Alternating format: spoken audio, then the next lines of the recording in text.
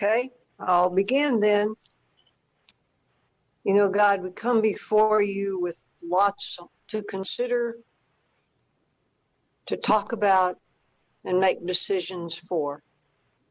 So we pray for your guidance for all of the City Council, that they carry out the mission that they have promised to do for our area.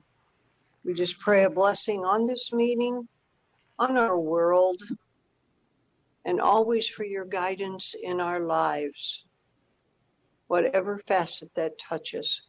We pray this with faith in you, our God. Amen. Thank you, Evelyn, for coming frequently to our council meeting, giving the invocation. We appreciate that. You're welcome. Thank you. We'll start with the public address time. Are people signed up to talk?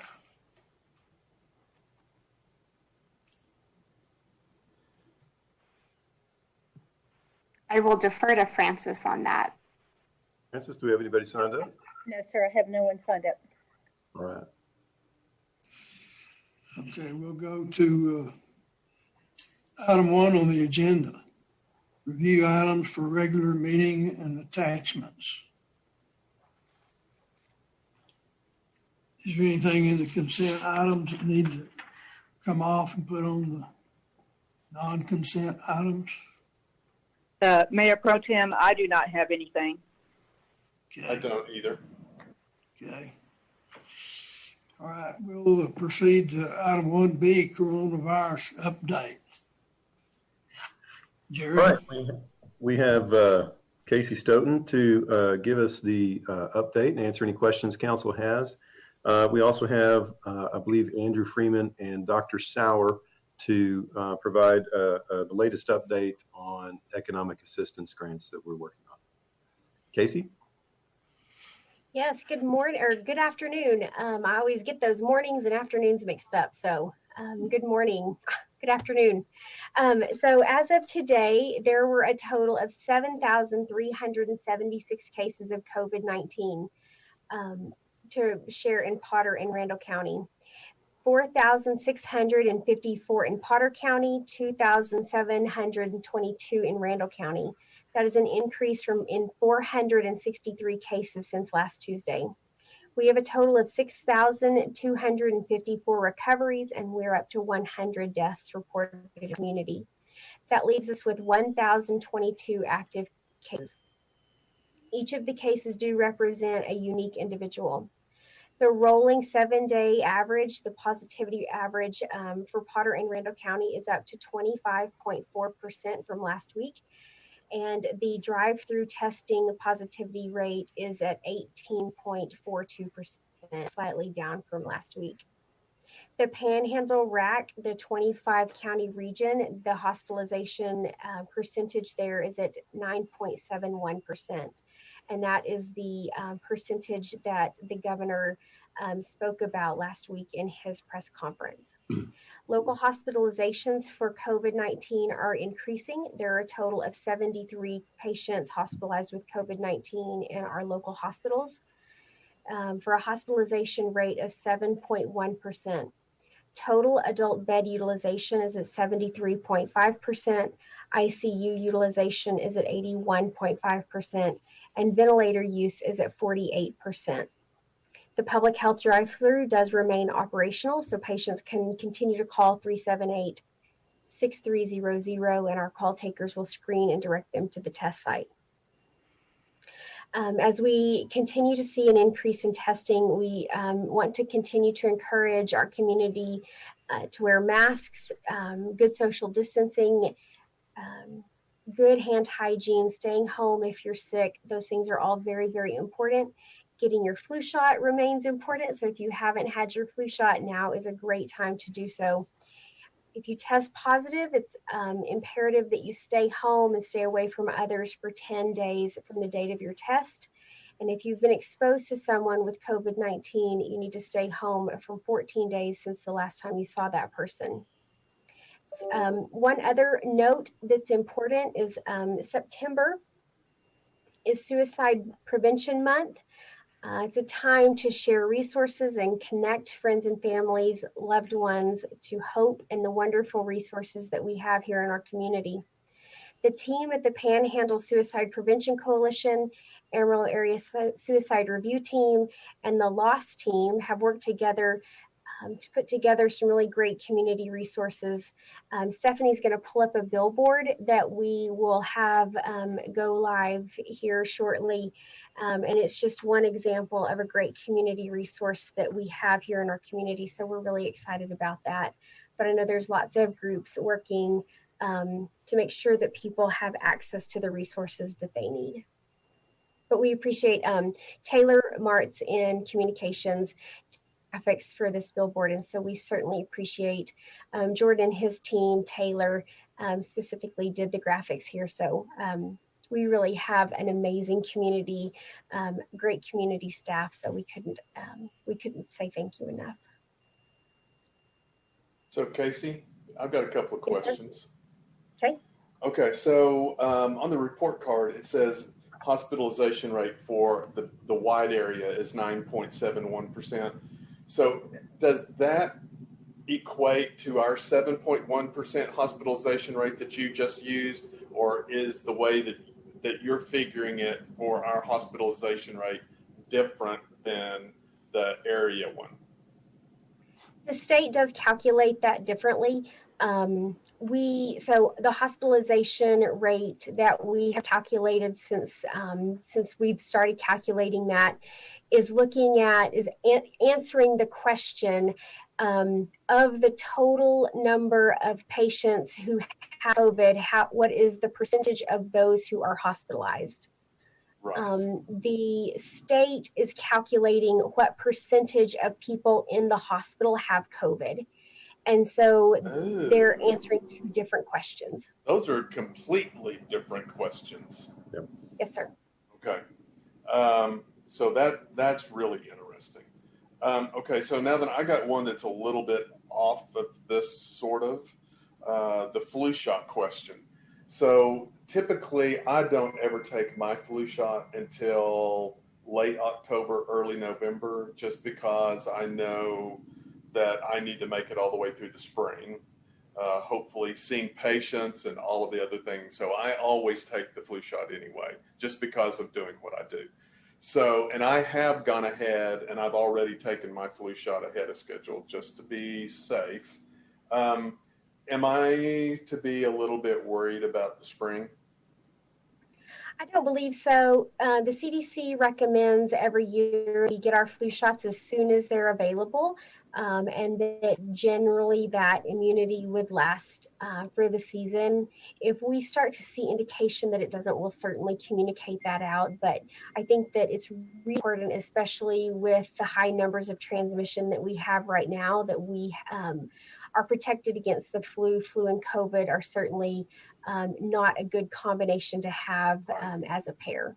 Right. So really the whole idea behind taking the flu shot is whenever you put the traditional flu that's running through and then you put COVID on top of somebody who might have the flu, then you're like getting sucker punched twice.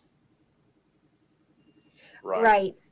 So the flu vaccine is a good one to get every year. This one, it is especially critical. Yeah. Well, you're for the flu shot, you're actually preaching to the crowd. So, and I just also wanted to tell you, I know that this has been a long 6, 7, 8 months, but I just appreciate how you've stayed the course and you've worked really hard to give us credible facts in the face of there's lots of questions and lots of politicizing of all of this. And I just really appreciate how well that you've stayed the course and held to good, competent guidelines. I just appreciate it. We've got a better picture here in Amarillo than I think we do in most places. And I think that's highly could be laid in your lap. So thank you. I'm very fortunate to have an amazing team. So I really appreciate those comments. Appreciate your team. Any other questions from any other council members? Yes, Casey. I was looking at yesterday's report card, and of course it reflected 78 new cases, and then today we have 169 new cases. Do we know what's causing the increase? Yes, ma'am. There's no identified, like not one specific hotspot, just widespread transmission right now. Just lots, just an increase in just general transmission. Okay. And then also in looking at yesterday's report card in regards to the hospitalization rate, it shows 10.1%, and then today we're at 9.71%. So are we actually seeing a little bit of a decrease in patients that are hospitalized? So that's the state's number. So, the hospitalization information, it's difficult. So the difference in the 10.1 and the 7.9, that is the way that the state calculates that is looking at the total number of COVID patients out of all of the hospitalized patients. And they update that number every day at 4 o'clock. And so I think that we'll certainly see a trend. I think that it's hard to look at day to day. Certainly over time we'll see what that trend looks like. I think that as we see that trend, I think we'll be able to identify what that means more. The local hospitalization rate, our denominator went up very drastically. So we have now 1,000 active cases, or 1,022 active cases. And so with that denominator going up, even though our hospitalizations went up to 73, the denominator also went up. So it makes that percentage stay at 7%, which is really what it is, but the denominator certainly went up. Okay. That also makes me think that actually the hospitalization rate that the health department's keeping up with, as opposed to the one at the state, is more of a realistic number, because you could have the census go up in a hospital for whatever reason. The census goes up, and then that drops the active cases of COVID that are in the hospital. Isn't that a correct statement? So it's not so much dependent as much on COVID patients as it is sort of on your actual census in your hospitals. Right. And I think having both numbers is helpful. I think it's just, we have to know that they're asking or answering two different questions. Right. And so I think that having access to both numbers is very helpful, but because they do answer two different questions. Okay, so whenever they're talking about these that are hospitalized patients with COVID, that means they're in the hospital because they have COVID, or does that also include, let's say they had a heart attack and they came in on an ambulance and they tested them for COVID, and they're in the hospital because they've had a heart attack, but they've tested positive for COVID? Does that mean they take up one of those spots in the COVID list? Yes, and it's hard to know, if it was the chicken or the egg. And right, so, sure. Many times, if someone is in the hospital and they have COVID and they also have diabetes, generally they would not have been hospitalized. Like the diabetes Correct. Generally would not have made them be hospitalized. If they didn't have COVID, they wouldn't have had to be hospitalized. Right. 99% of the time, just because you have diabetes doesn't require you to be hospitalized unless you have something like COVID to make you have to be hospitalized. Right. So all I'm trying to do is, I know that there was a big thing that went around for a period of time when the CDC released the deal that said only 6% of the patients actually had COVID as their main cause of death. The reality of it is most people would not be in big danger from their diabetes or whatever else if they did not have COVID that goes with it. So they were leaving part of the equation out of the total equation. You're exactly right.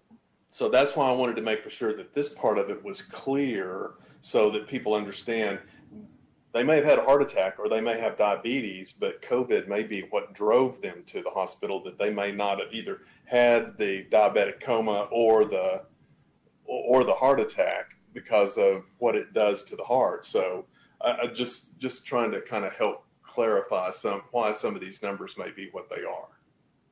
Absolutely. Any other questions or comments from council members? So, Casey, I'm looking at the report card and I see where the 9.71% is reported on there. And so then this 10.1, is that on the alerts page? Is that something you're just giving us audibly? 10.1 was yesterday's data point. And so every day when that changes at 4 o'clock, every day we'll update the state's hospitalization percentage. Okay, so so we're calculating 2 hospitalization rates right now. One that's been our local, one for the state. So just remind me again, where do I find each of them? So the one that's on the report card now is the state one. Correct. But it used to be our local one. No, the local one was never on the report card. So now on the report card will be the state's percentage, the state's hospitalization percentage. On the dashboard, you will find both the local and the regional, the 25 county regional percentage that is calculated by the state. And both of those will be on the dashboard, and they are identified by heading. So Casey, if I'm correct, yesterday is the first time we started reporting the hospitalization rate for the state. That was the first day that we started that. Yes, ma'am. That just came out Thursday, and so we were able to make those changes as of Monday. I like it on the report card. That's nice. I think that does make it, one-stop shopping to get all of that information. And then people who want to get additional information can go to the dashboard. But I think that's a great change. And then I had a question related to, I know recently one of the press conferences talked about just the early intervention focus a little bit more with the remdesivir. That is opposed to waiting a little bit later. They are approving that a little earlier in the treatment. I wanted to talk about, and you may not have updates today, this may be something for next week's update, but also I noticed earlier this month that the Texas Medical Board just clarified that hydroxychloroquine was approved in the state of Texas for treatment. And then, but absolutely wanting to be sure that doctors were not promoting that as a cure, but that it was an approved treatment. And then over the weekend, Nevada became the 7th state to lift a previous ban on it. And so do we have update information of if we have that medication available here locally, if we have different doctors that are using that therapy, and if so, if we could get some updates? I can certainly have that update for next week. So Casey, on this, I think the things that I've been reading about hydroxychloroquine is that it's not nearly as effective inpatient as it potentially could be on an outpatient basis. And I think that's where, from all of the medical things that I'm reading, is that everything has been really focused on patients that are in hospital. They're easier trials to keep up with. They're easier to keep up with all of the information. But that the few that I have read that it was successful with, they were basically outpatient and early on. Like one of the studies was within 7 days of symptoms arising and 14 days of symptoms arising and beyond 14 days. And it kind of showed at that one that it reduced hospitalization by 4 times if you got the hydroxychloroquine within the first 7 days. And then it didn't drop more, it dropped less if it was from 7 to 14. And then beyond 14 days, it basically showed that there was little difference on who went to the hospital, whether they were on the hydroxychloroquine or not. So, and this one was actually a good study, and I'm surprised it hadn't actually come up yet. And maybe this is part of what went before the Texas Medical Board, was maybe part of that study. I'll certainly have more of an update next week on this for this topic. Thank you. And Casey, what is, one more question. Casey, is there, I know this may be asking a little bit, but what are the chances that we could talk them in to putting our hospitalization rate also on our scorecard? Or do we have room for that? Because honestly, that's all I live for, is to look every day and I check what our hospitalization rate is, because I still believe that's the most important number, is how many of our active cases are actually having to go to the hospital. We talked pretty extensively about whether to put both rates on there or just the one that the state is calculating. Because in an effort to not confuse, because they're both hospitalization rates, but they're measuring completely different things with different objectives. Right. So that's why we ultimately ended up sticking with the one that we're being measured against at the state level, that determines what our economic activity can happen, whether we're at 50% or 75%, whether we're a high hospitalization rate community or not. That's the one that's going to determine all that stuff. So we went with that one on the scorecard. And then right underneath that box, we've got the link where there's a lot more robust information, a lot more analysis. And on that, we've clearly articulated the differences between those two calculations. There's always going to be, an opportunity for more information. We just wanted to avoid unnecessary confusion on the scorecard. Okay, I appreciate that. That makes sense. And what was the metric that the governor's office was looking at? I know he put some counties on notice for not moving in to higher capacities. What was that number? It was that area of high hospitalization, the hospitalization rate by trauma service area or RAC region. So right now we're at 9 point, I'd have to look at the report card again, but the 9.7, 9.7, the number that's on the report card. Right. Misphrased that. What's the number we have to be under? Not what is 15%. Ours currently, but 15? Yes. 15, yes, ma'am. Okay. Thank you.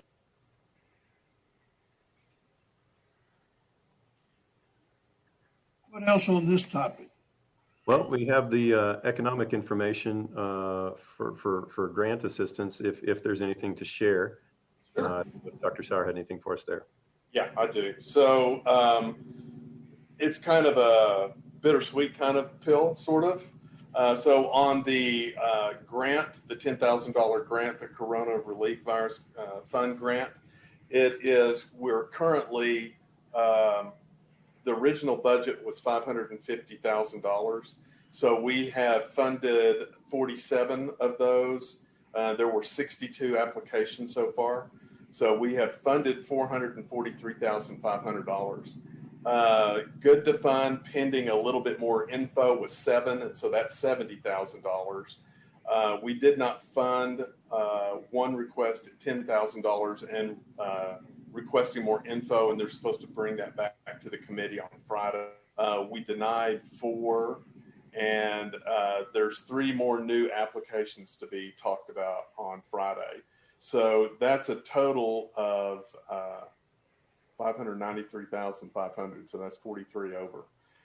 So there's 40,000, 4 cases that were denied. So we're now at 553,500 if these 3 applications also turn out to be good applications. So we would actually be over by $3,500 if we were to grant everybody the grants.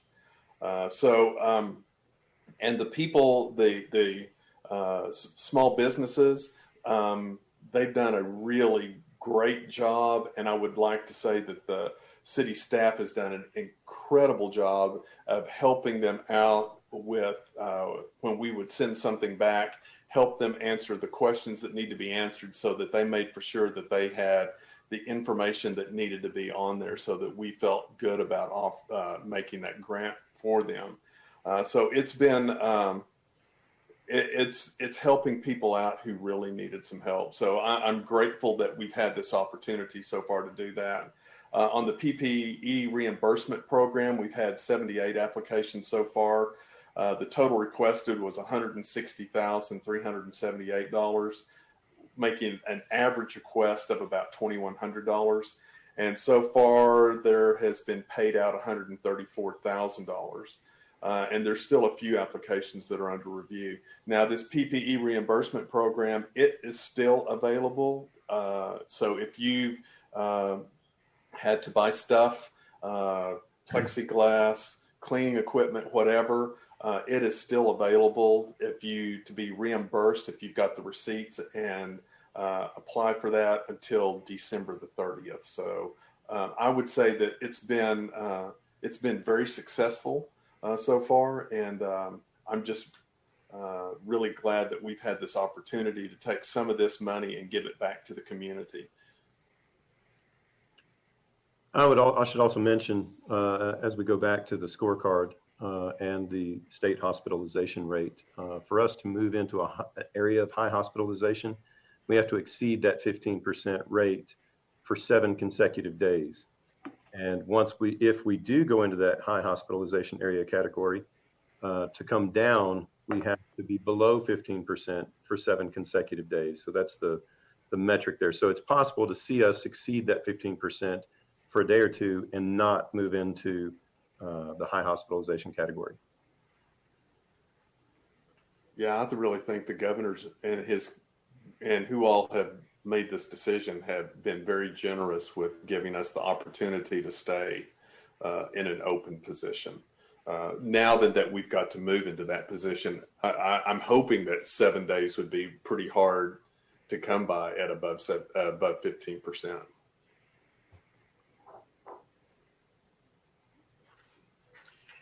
Anything else on this topic? We'll proceed to item 1C. That's discussion on the Crossbar Ranch. It's been a long time since we've had any report or discussion about this. Frida Powell and I are a subcommittee of the council charged with trying to keep up with that and trying to make that happen. So I'll ask Frida Powell to make part of the report, and then I'll make some of it. Frida?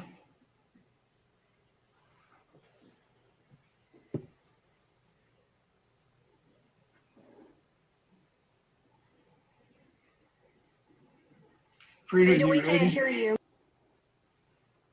Oh, yeah, I was on mute. Sorry about that. Thank you, Mayor. Appreciate that. So what we want to do is give you all an update on the Crossbar management area and let you know where we are today. So we want to talk about first the local economic impact study that was done, what people are doing during COVID-19, talk a little bit about the tourism Amarillo steering committee and the new trestle that's required for the Crossbar management area. So for those of you all who are just now coming into the conversation, the Crossbar management area is located approximately 15 miles north of Amarillo, and it is right off of Highway 287 north. And at the present time, there is no public access to get into the Crossbar management area. So we're looking at, trying to have a road off of 287 north to access the Crossbar management area. This is definitely a hidden gem. I've actually been out there. It's a great potential for it to become an outdoor recreation hotspot with many benefits. So it's a scenic area, an opportunity to attract tourists to the area that could potentially patronize our local hotels, our restaurants, shopping.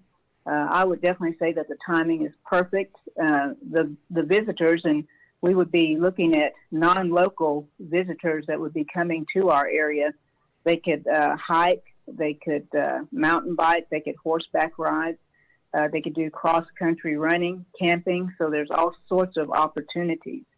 And the purpose of the report was just to look at the impact to the crossbar management area for visitors who would be coming from Potter and Randall County. So that impact would certainly look at the visitation rates, or the number of people that could access the crossbar.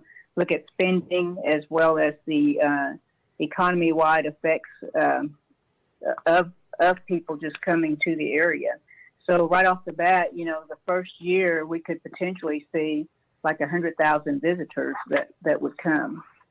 And then also it's a great opportunity for to increase the number of jobs. It's also an opportunity to spend dollars within our city and both the counties. So we would be looking at right off the bat somewhere in the neighborhood of $9.4 million that could be spent. One of the things that was really interesting for me when we really started this process was that in 2017, outdoor recreation contributed to almost $1 trillion to our nation's economy, and almost $60 billion to the local and state taxes. So what are people doing during COVID-19? So as we all know, people have got back really to the basics of walking, running, hiking, fishing and hunting, golfing, boating, sailing. So they're looking at a lot of outdoor activities that they're doing. And what I have also noticed is that during COVID, families have taken the opportunity to come back to the foundation. In other words, we're spending more time with families. We're actually trying to eat dinners together, do family things together. And we've seen a significant increase in sales in regards to recreational vehicles, camping equipment, bikes, even swimming pools. People have had, they've just gone out and begin to purchase these things so they could do more family activities. And with that, I will turn it over to Mayor Pro Tem Howard Smith, and he can talk about the, just a moment here. He can talk about the new tourism committee that we've been working with. That's going to be a big help to us, as well as the trestle that's required. Thank you, Frida. Frida mentioned the committee, tourism committee, and let me tell you the origin of that. I've been out there several times with Adrian Escobar. He would drive a pickup, and I would go and invite a couple of other people. So I've made several trips, and one of the trips included a gentleman that you probably know, Don Judd, and he came back extremely excited about it and said, we need a committee to help promote this. So he's chairing a tourism committee, and it has like 10 members now, and a lot of them are mountain bikers, but not necessarily horseback rider type people. But so he's excited about that, and spent a lot of time pulling that together. The challenge that we have is still the same challenge we had a year and a half ago, and that is we don't have a road from Highway 287 to the crossbar. It's about a 2-mile road that could be expensive, $8 million. And on that topic, the Bureau of Land Management is working to try to get from the federal government enough money to build that road. So that any law that comes along that might be potential for funding BLM properties, they're wanting to get this property included. This is the only Bureau of Land Management land in the state of Texas. There's a lot of land, Bureau of Land Management in western states, Utah, Arizona, and things like that. So that's what's happening to try to get that. The other challenge that we have is a trestle. It's a 90-year-old trestle that where people driving vehicles, trucks can go under the railroad track, but it's only a single, can only handle, not two-way traffic. It needs to be updated. And so Don Judd mentioned that he knows somebody pretty high up in the Santa Fe Railroad organization, and he's asked if they would consider replacing the trestle. The estimated cost of that's $1.5 million. And so the answer that he got was, well, send us a report on what all you're trying to do. So that report went off several days ago to this lady in Fort Worth. And they're, as of this morning, they're considering it. Haven't turned it down, haven't accepted it, but they're considering it. So it'd be a big, a lot of progress if they would do that. 2 miles north of this trestle that goes to the crossbar, they did replace a trestle that goes to a mining type, mine caliche and things. So we hope that they'll see the need to do this. And if we get this, we think that that might help get the federal government to help do the road. So that request is in and we're awaiting an answer, and this committee is ready to say that they support this. And they said that in a letter to the railroad, Santa Fe Railroad. So I think that's about it, but I'll entertain questions if you have any. So Howard, you said that this is the only property in the state of Texas that's potentially under the BLM? That's correct. Wow, that's kind of surprising. I would have assumed that there would have been, this wouldn't have been the only property in the entire expanse state of Texas. That's interesting. Adrian Escobar is where I got that, and I think he's been with them for 8 years. So I think that's interesting also. So how does a property get into the Bureau of Land Management? Do you know that answer by chance? Well, Jared might help me, but it was part of the helium land. Okay. There's a dome under this land that stores helium. Oh. And so it's part of that. And from a federal standpoint, I believe there are a number of ways that BLM acquires property, but historically it was to care for resources and manage that property across the country. I don't know all of the different ways that they come into possession of it. So since it was a storage facility for helium at one point in time, I guess their helium has all been depleted out of that. I don't know that one for sure, but so they maintained the land above it in an effort to keep it protected, I would assume. I believe that's correct.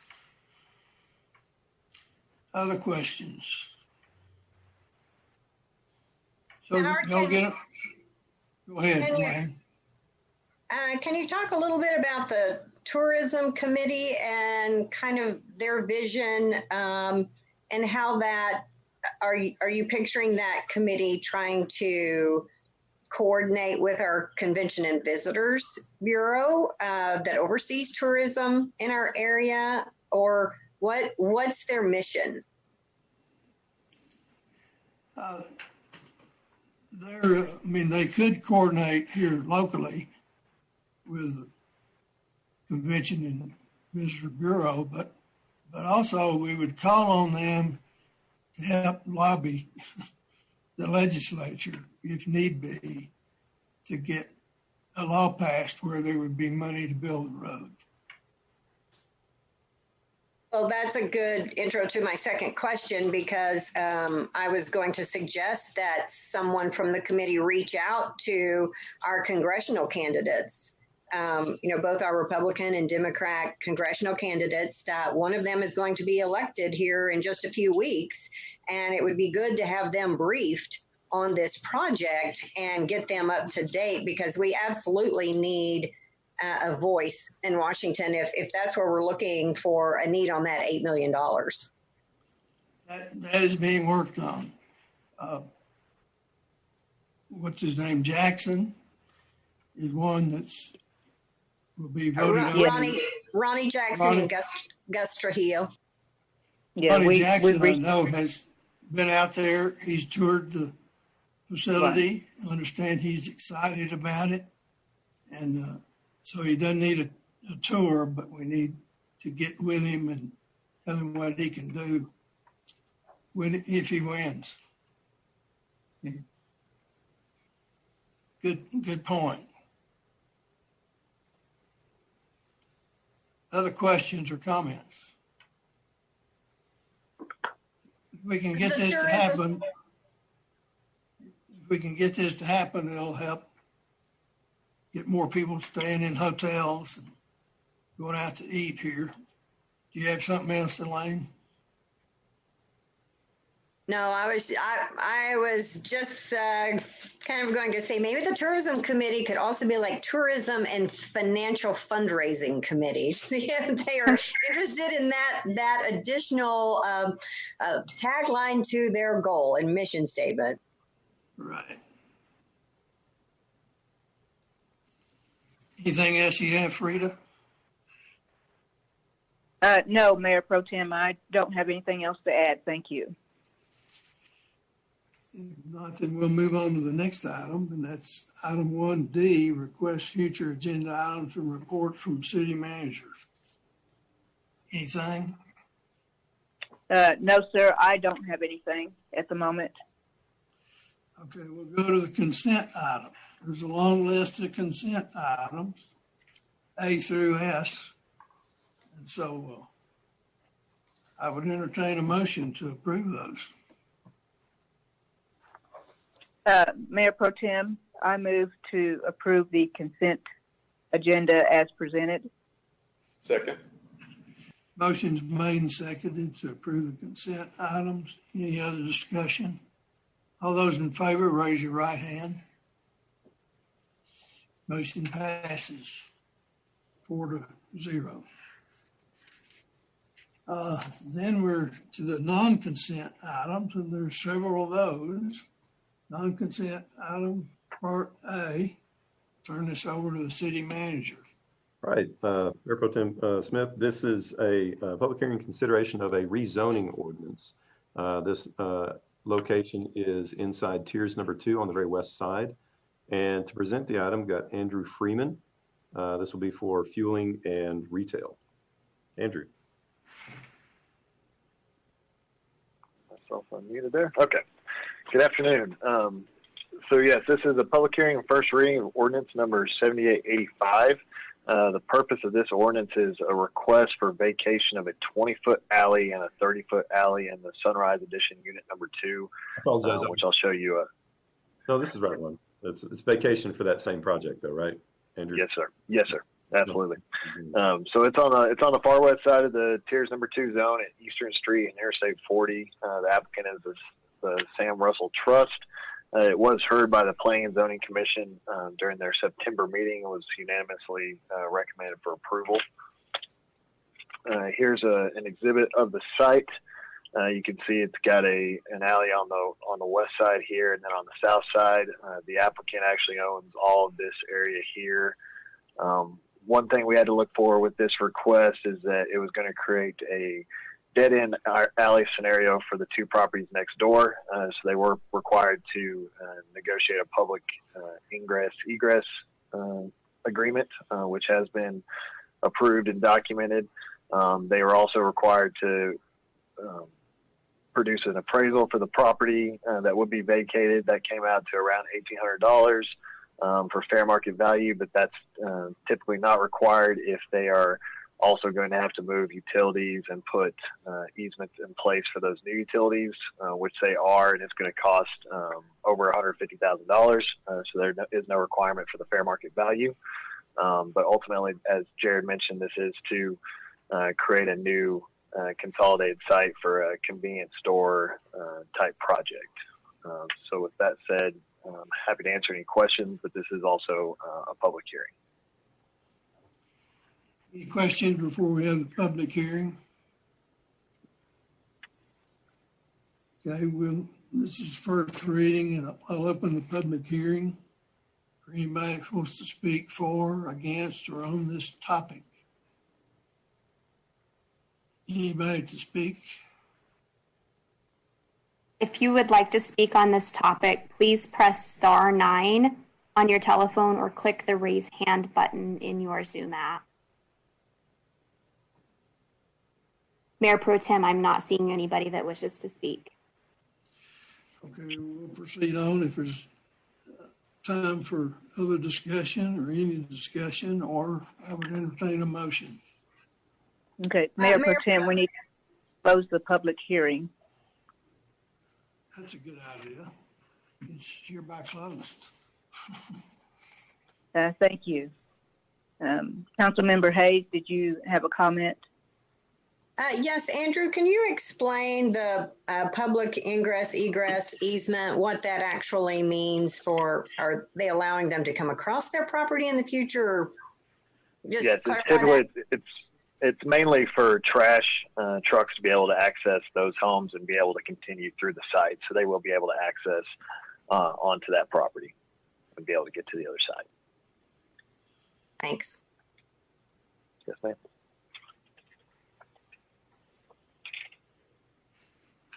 Any other questions?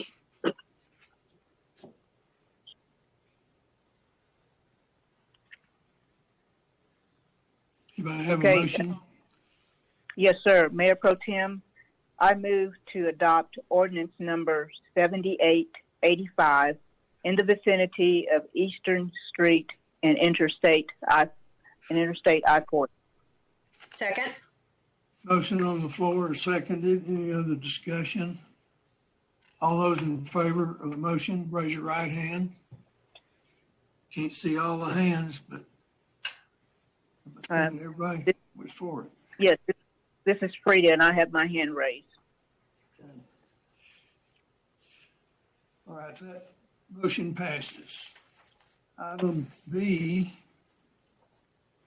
is another public hearing. Turn this over to the city manager. All right, this is as you said, a public hearing, consideration of ordinance 7886.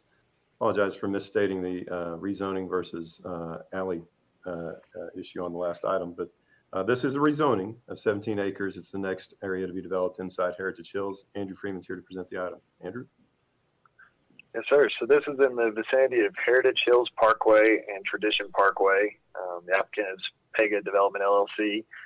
Just a little background on the site. The adjacent land use is agricultural to the north, south, and the west. As far as zoning, residential district 3 to the east. It is mainly comprised of undeveloped land in all directions because it's future phases for Heritage Hills. The comp plan has a future land use designation of estate residential, which isn't quite in line with the development pattern has been in that area. It has been more dense development as far as R2 and R3 zoning, but P&Z felt just based on the growth and development in that area that it did not have to really comply with the larger acreage estate residential designation. The Planning and Zoning Commission did hear this item at their September 9th meeting, and it was unanimously approved. We sent out, of course, the required 200-foot notices and have not received any comments for and against this item. Here's on the left side of your screen is the surrounding zoning. You can see Helium would be to the west there. Hatched in the yellow is the area to be rezoned in this request. And then to the east, you can see the existing R3 and R2 development pattern. And then on the right-hand side is a more current aerial from Google that shows how this site's been developed so far with similar development patterns. Happy to answer any questions you might have, but this is first reading and a public hearing on this case. Any questions for him? If not, we'll open a public hearing again. Is there anyone to speak for or against or on this topic? If you wish to speak on this topic, please press star 9 on your phone or the raise hand button in your Zoom app.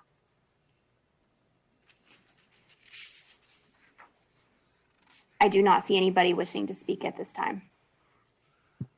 We'll close the public hearing this time. Anybody wants to make a motion? Thank you, Frida. Yes, sir, you're welcome. Mayor Pro Tem, I move to adopt ordinance number 7886 in the vicinity of Heritage Hills Parkway and Tradition Parkway. Second. Have a motion made and seconded to approve ordinance 7886. Any other discussion? All those in favor, raise your right hand. Motion passes. I can only see 4 people on there. One of them is Jared, and he can't vote. One's the interpreter. She can't vote. This is Frida. We had 4. Yes, this is Frida, and I did have my hand up. Okay. Thank you. All right, item C, another public hearing. Jared? All right, we have public hearing consideration of ordinance 7887. This is a rezoning in the area of Liberty Circle, which is inside the colonies. Andrew, if you'd present the item.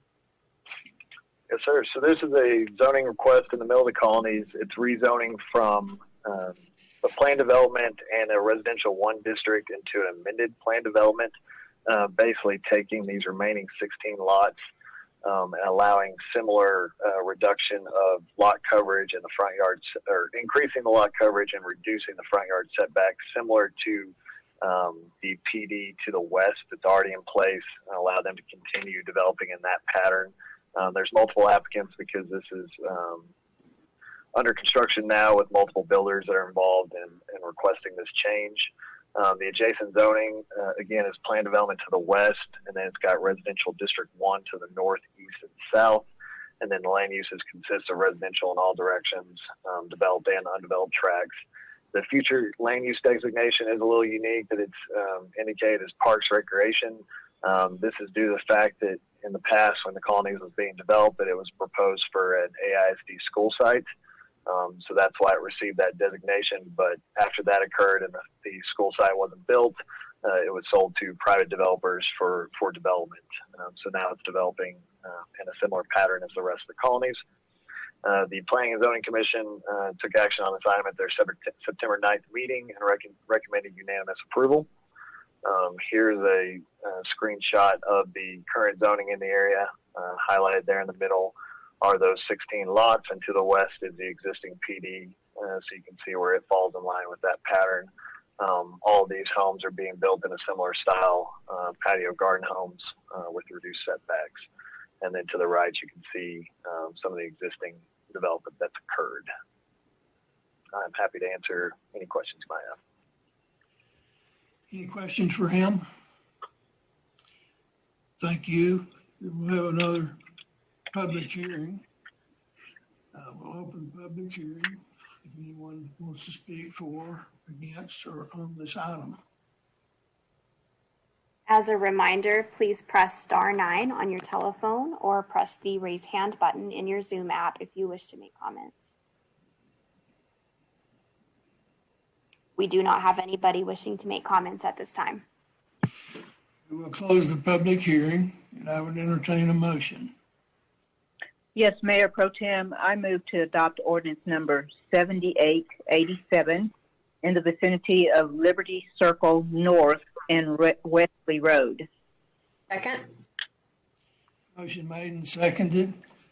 All those in favor of the motion, raise your right hand. I can see everybody's hand this time. Thank you. Motion passes 4-0. Item D, consideration of resolution authorizing the Amarillo Potter Events Venue District 2020-21 budget. We have the next several items, or a large number of items on our action agenda today are approving budgets for various entities that require City Council approval through resolution of their annual operating budget. We'll have a number of people presenting these items. For the first two, the venue district budget, and we'll have to take action and then move on to them in sequence, will be presented by Laura Storrs, Assistant City Manager. Laura? Good afternoon. I am going to share my screen real quick and walk you through the highlights of this. So before you today is consideration of a resolution authorizing the Amarillo Potter Events Venue District fiscal year 2020-2021 budget. This budget is made up of total revenue of $2,636,761. The two main components of that are vehicle rental tax. The budget is $850,511, and hotel occupancy taxes at $1,534,731. Both of those revenue streams have been slightly adjusted down from previous budgets due to the impact that COVID has had on both of those revenue streams. Total expenditures for this budget are $2,419,949.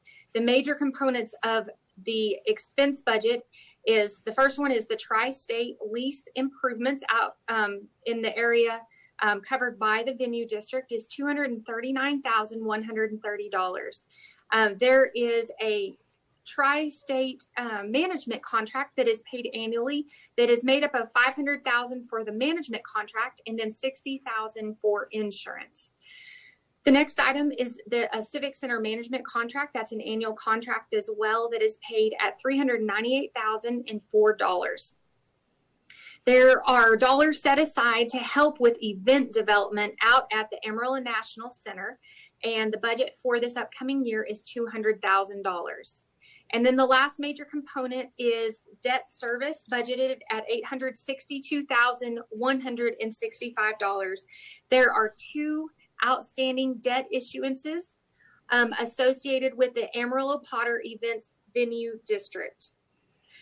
This budget was approved by the Venue District Board at their August 17th meeting, and this was taken to Potter County last week and was approved by the Potter County Commissioners on September 14th, 2020.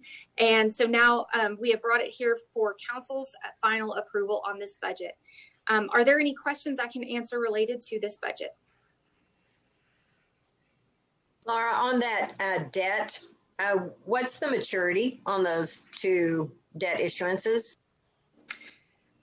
We have a Series 2016 debt issuance with a maturity date of November 15th, 2045.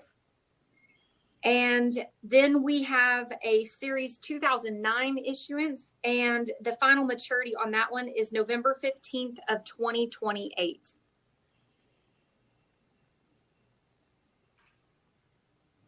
Long-term debt. Yes, ma'am. And I believe both of those issuances have been refunded before with savings on the overall interest and bringing down that annual payment as well. Any other questions for Laura?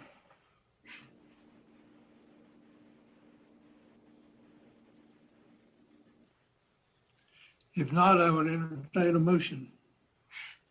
Mayor Pro Tem, I move to approve the resolution for the Amarillo Potter Events Venue District 2020-2021 fiscal year budget in the amount of $2,636,761. Second. Motion on the floor, it's seconded. Any other discussion? All those in favor, raise your right hand. Motion passes 4-0. Okay, ready for item E, consideration of another resolution. Yes, sir. Item E considers authorizing the Amarillo Hospital District budget. So Laura Storrs is going to present that item to us as well. Laura? All right, thank you. I'm going to share my screen again with another one-page summary of this budget. So what council has before them on this agenda item is a resolution authorizing the Amarillo Hospital District fiscal year 2020-2021 budget. This budget is comprised of total revenue of $4,175,100. And I apologize, there is a typo on that. Scratch the million on the end there. That would make that a very large number. It's the $4,175,100. Interest income, or the components of this revenue budget, the main ones, there's $3.8 million in interest income. There are tobacco settlement proceeds of $347,500, and then an other amount of $27,600, and that is some rental income that the district receives. The total expenditure budget is $13,289,247. The main components of the expenditure budget, there is an indigent care contract. The annual amount paid on that is $7,669,027, and that indigent care contract is in place till 2036. There's a planned retirement plan contribution of $2 million, and we're anticipating that will be the last retirement plan contribution that the district will need to make. There are payments to Texas Tech Health Sciences University of $1,450,000. That is for pediatric subspecialty services and also for psychiatry services. The next item is a payment to Tobacco Free Amarillo, annual support for them of $350,000. And then finally, we have a budget for public health DSRIP projects of $1,450,000.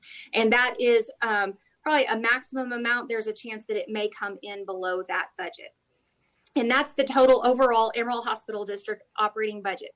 There's also a component of it, the Local Provider Participation Fund, and that is comprised of mandatory payment assessments that are issued by the district on an annual basis, and all of the local hospitals pay into this Local Provider Participation Fund to fund intergovernmental transfers. At this point for the budget, the board has authorized the maximum assessment just for budgeting purposes of $48,900,000, but we are anticipating those assessments will come in lower than that maximum amount of 6%.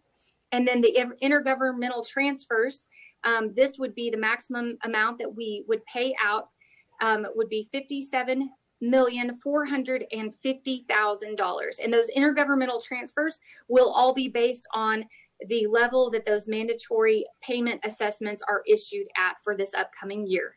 This budget was approved by the Amarillo Hospital District Board at their August 11th, 2020 meeting. And we are recommending this resolution for approval by council. Is there any questions that I can answer related to this budget? Yes, Laura. What does DSRIP stand for? All right. I knew you were going to ask me that. I was hoping Casey might still be on here to help walk me through this. I'm not sure if she is. And I don't remember what the acronym stands for, so I will get that out to council. But what it helps support is the immunization projects with public health. And so what they do is they have a certain amount of deliverables that they try to achieve each year. And based on that, there is funding put in by the hospital district to the state. And then the public health department receives additional funding back from the state to help support those immunization projects. And I believe this is one of the final years that public health will be participating in this DSRIP project. Okay. Yes, and thank you, Laura, Ms. that is Delivery System Reform Incentive Payment. Oh, okay. Thank you. Stand for. Wonderful. Thank you, Casey. You're welcome. Any other question for Laura? Yeah, this budget is quite a complicated budget, isn't it? Yes, sir. It absolutely is.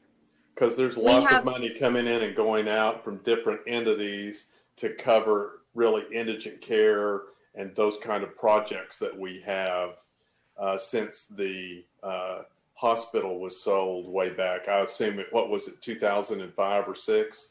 It was back in 1996. 96, And okay. yes, the hospital was sold at that point, and then there was an indigent care contract established, and that contract, as I mentioned before, goes out through the year 2036. As part of the annual budget process, we review estimated cash flows through the end of that indigent care contract. Because as you know, there was a large amount of money that came to the district from the sale of the hospital, and they have been managing that since that sale. And the idea is that that porpoise amount will extend all the way through this indigent care contract. And based on our projected cash flows out to 2036 that we reviewed with the board this year, the corpus should be sufficient to fund the contract all the way through the end at 2036. And you are exactly right. This is one of our more complicated boards and budgets that we work with here at the city. Okay, so now then here's the next thing. All And right. listening to you say all of that, so we're basically 15, 16 years away from us not having any money left to help fund indigent care. So have we started any kind of a way that we have intentions? I mean, we've got, honestly, this is a short period of time. We've only got 16 years. Have we begun to come up with a plan on how we're going to be ready to deal with that? Because from what I see right there, right off the top, we're going to have to come up with $7.6 million in 2020 money. And what is that amount going to be in 2036? So do we have a way on how we plan? Have we started looking at how we're going to help take care of the indigent care? Because I believe that that's going to go on, and it's still going to be a responsibility of our community to help those less fortunate. And that is exactly correct. The number one responsibility of any hospital district is to provide for that indigent care. And so the Amarillo Hospital District is tasked with providing indigent care for the citizens in the city of Amarillo and in Potter County. And so what we have discussed with the board, knowing that the corpus at some point will run out, as you know, that hospital district is actually a taxing entity, but they are not assessing tax at this point. They will have to start assessing a tax at some point in time to support indigent care. And so what we have reviewed with the board is probably 3 legislative sessions before we get to the end of the indigent care contract. We are going to have to work diligently with state legislators to work through the process of starting to assess a tax again. So the plan will be for the Amarillo Hospital District to reestablish assessing tax to support that indigent care contract by the time 2036 rolls around. And so it will take a lot of work from attorneys and some consultants, but we will work through that process way ahead of time to make sure that we are aligned properly to be able to assess a tax to support that indigent care. Because you're right, that will not end at 2036. The contract ends at 2036, but the hospital district is still required to provide that care and will have to go through an RFP type process to establish a new indigent care contract when the one expires in 2036. And then we'll have to work to start assessing a tax ahead of time to fund that contract. Very good questions there. And you're right, it is just right around the corner. Okay, so based upon that, from what I remember back in the early 90s, that's a very small tax rate, but it still would then come back on and be assessed on our ad valorem taxes. So how big, what's the geographic boundaries for the hospital district? So the geographic boundaries are, it's the city of Amarillo and Potter County. And I would have to get some clarification from the attorneys on that as well. But I believe that would mean any taxpayer within those areas. And again, So anywhere within the city limits, the city of Amarillo city limits, and then out into anywhere in Potter County that falls outside of the city of Amarillo. But again, I can get some clarification on that. I know those are the indigents that the hospital district is tasked with providing care for. And so I think that's also the geographical boundaries there that we would be looking at. But we can certainly get some information on that as well, unless Casey, you have something else to add on it. You're exactly right. Okay. And then there's another hospital district, the South Randall County Hospital District would cover those folks that are outside of the city limits of Amarillo that are in Randall County. So are you saying, but the South Randall County Hospital District is not assessing tax at this point? They Correct. may be, but that would be separate from the Okay. the Amarillo Hospital District. Okay. Good questions. What other questions does the council have? Laura, when you got that information, would you also just a brief history on the taxing history of that? If we had the previous tax, what the rate was, when that went away? Absolutely. Yeah, I can pull some history on that as well and provide that to council.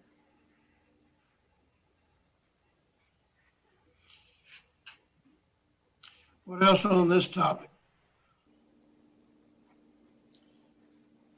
I will entertain a motion at this point. Mayor Pro Tem, I move to approve the resolution for the 2020-2021 fiscal year budget and associated program of services for the Amarillo Hospital District in the amount of $4,175,100.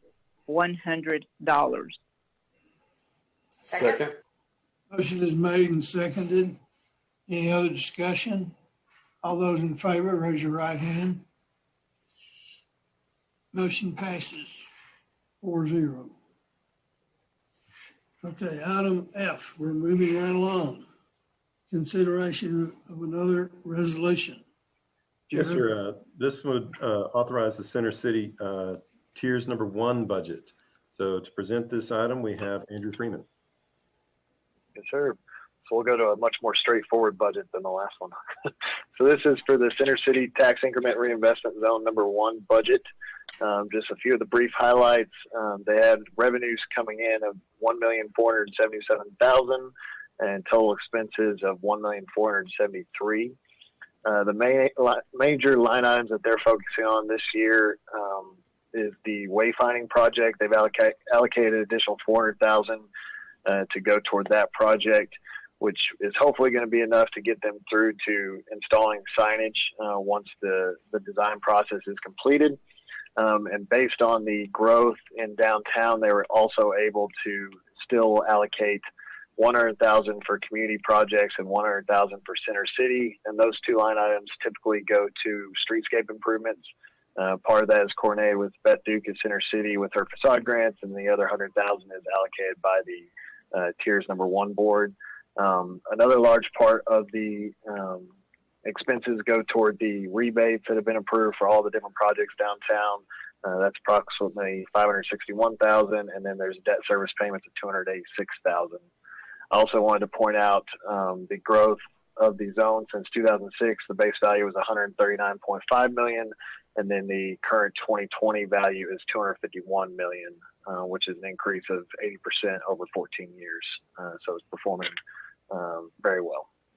The board did consider their budget at their August meeting and did vote to approve it as presented to you today. I'm happy to answer any questions. Andrew, do you know where we are on the wayfinding project? I know it came before some of the design. We had some questions on possible size of when that may be coming back around on those design recommendations. We're getting very close to the final design. They were still tweaking a little bit the skyline and the logo toward the bottom of the sign, but it was that one that could be used as the pedestrian and the vehicular sign. So we've been working with Cleve and his group to kind of finalize the remaining details on it. But I can get you the latest one and put it out in the city manager report so you can see what that final one's looking like. Other questions? I'm just going to make a comment. I think that's interesting that the growth of 112 million or 80.57% over 14 years, just doing simple math, that's at least a 5% return on the investment. So I think that's been a nice, healthy return. Good point. Any other questions or comments? I will entertain a motion on that item. Yes, Mayor Pro Tem. I move to approve the 2020-2021 fiscal year budget for the Center City Tax Increment Reinvestment Zone number 1 in the amount of $1,477,814. Second. Motion on the floor, it's seconded. Any discussion? All those in favor, raise your right hand.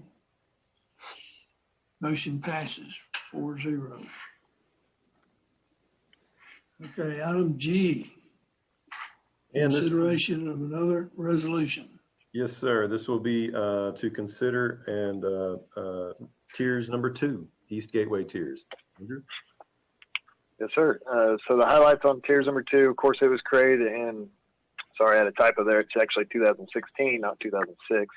The total revenue this year came in at $221,911 with total expenses planned of $81,846. Really the main focus for the board right now is they wanted to allocate some additional funds for possible studies.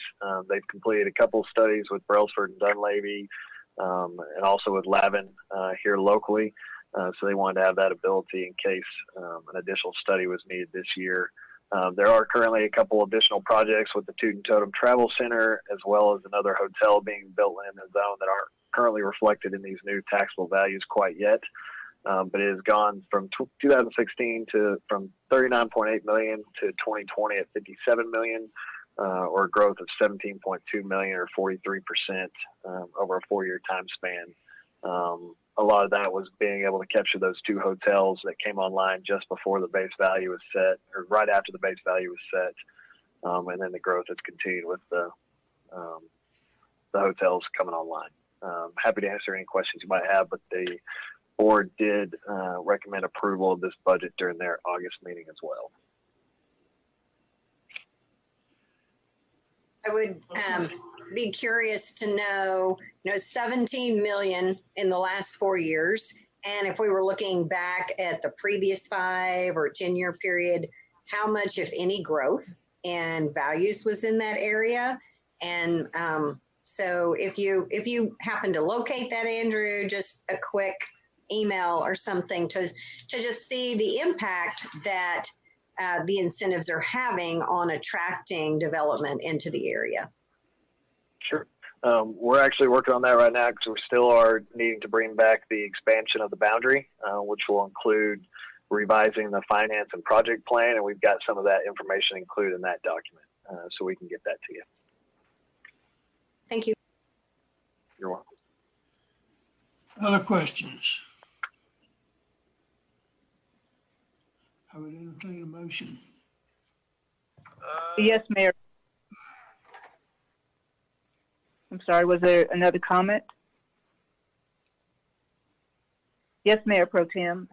I move to approve the resolution for the 2020-2021 fiscal year budget for the tax increment reinvestment zone number 2, which is the East Gateway tiers, in the amount of $221,911. Second. I have a motion made and seconded. Any other discussion? All those in favor, please raise your right hand. Motion passes. Okay, we're to a different page. Item H, consideration of another resolution. All right, this will be considering the proposed operating budget for the Amarillo Economic Development Corporation, AEDC. To present this item, we have Kevin Carter and answer any questions from council. Kevin? Mayor Pro Tem, members of the council, I'd like to present our fiscal year 2021 budget. That budget is $3,143,500. That budget is exactly the same on this summary page as what we presented initially last year. And then we did go back and do a $1 million budget amendment in the middle of the year for our Amarillo is Open campaign. And so we added $1 million in marketing. But anyway, that budget goes back to what we did. We thought it was important to keep that budget neutral or the same as last year. We think that we can do the same job that we've been doing with that same budget. And if you look as a comparative summary, with the exception of 2015, that budget has stayed somewhat fluid or somewhere around the same number. And 2016 was a little elevated as well. And so that summary page. Going to the next page, you'll just see some of the detail in that. Our payroll number is exactly the same as last year at $1.254 million. That does include staffing from TPRDC, our 504 program that we have in-house that we do. TPRDC, we expense those out, but we also show the revenue then when they reimburse us at the end of the year for those expenses. And we have 1.5 employees with Kevin? TPRDC that's included in that. Kevin, I'm sorry to interrupt you. Can you enlarge that just a little bit on your screen? Perfect.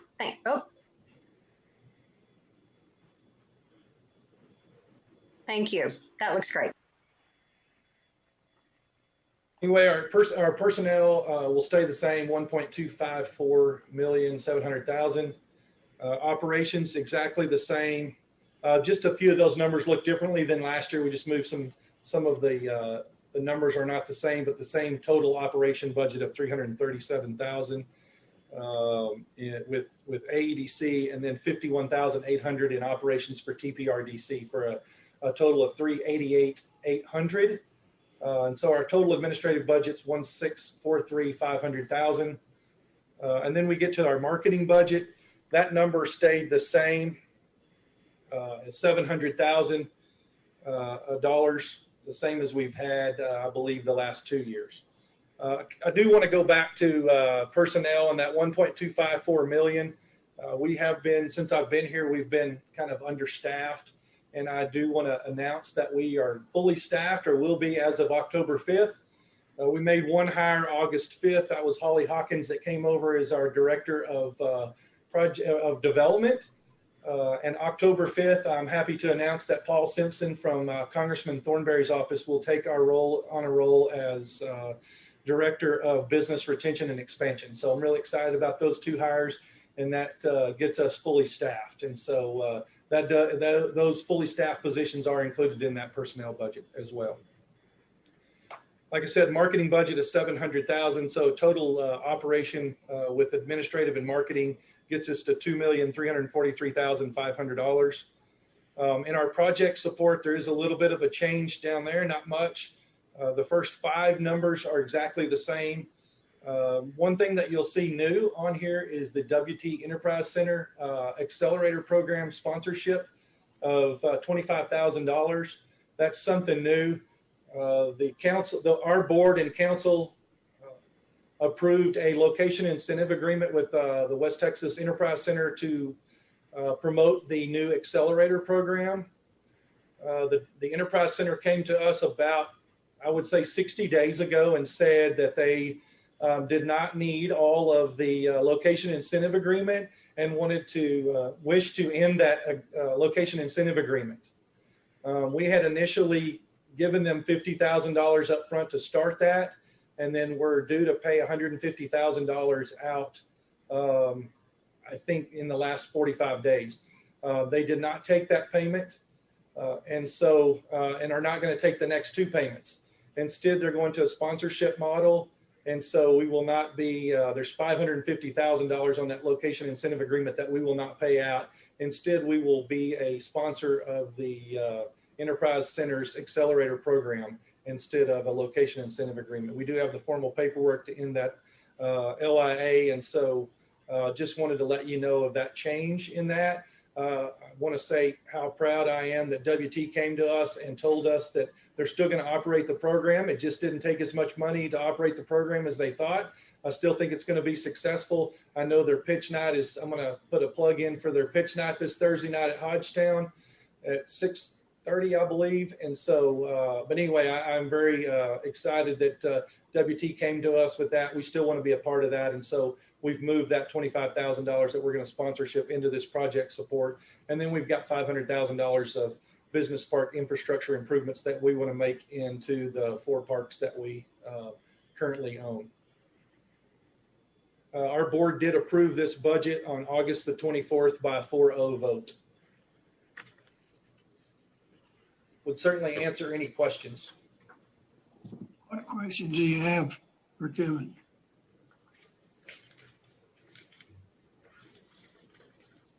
If not any questions, I would entertain a motion. Yes, Mayor Pro Tem, I move to approve the resolution for the 2020-2021 budget for the Amarillo Economic Development Corporation in the amount of $3,143,500. Second. Motion made and seconded. Any discussion? All those in favor, please raise your right hand. Motion, I think, passes. I can't see. 4-0. Okay, item I. All right, Mayor. Item I is a consideration of a location incentive agreement between Amarillo AEDC and Panhandle Pure LLC. We have Kevin Carter to present the item, and this is an item you've seen a number of times recently in executive session. So Kevin, take it away again. First, I'm going to discuss the location incentive agreement, and then we'll go to the second step. The location incentive agreement that we've entered into is with Panhandle Pure LLC, which is an affiliate of Affiliated Foods. I'm sorry, that's hard to say. With me today, I have Mike Giles, who is the general manager at Plains Dairy, also an affiliate of Affiliated Foods. This location incentive agreement provides $10,000 per job paid out over 5 years, per job up to 30 jobs or 30 employees that meet the $45,000 per year. At the full maximum capacity, it would provide a $1.35 million in payroll. Like I said, a full $300,000 location incentive agreement.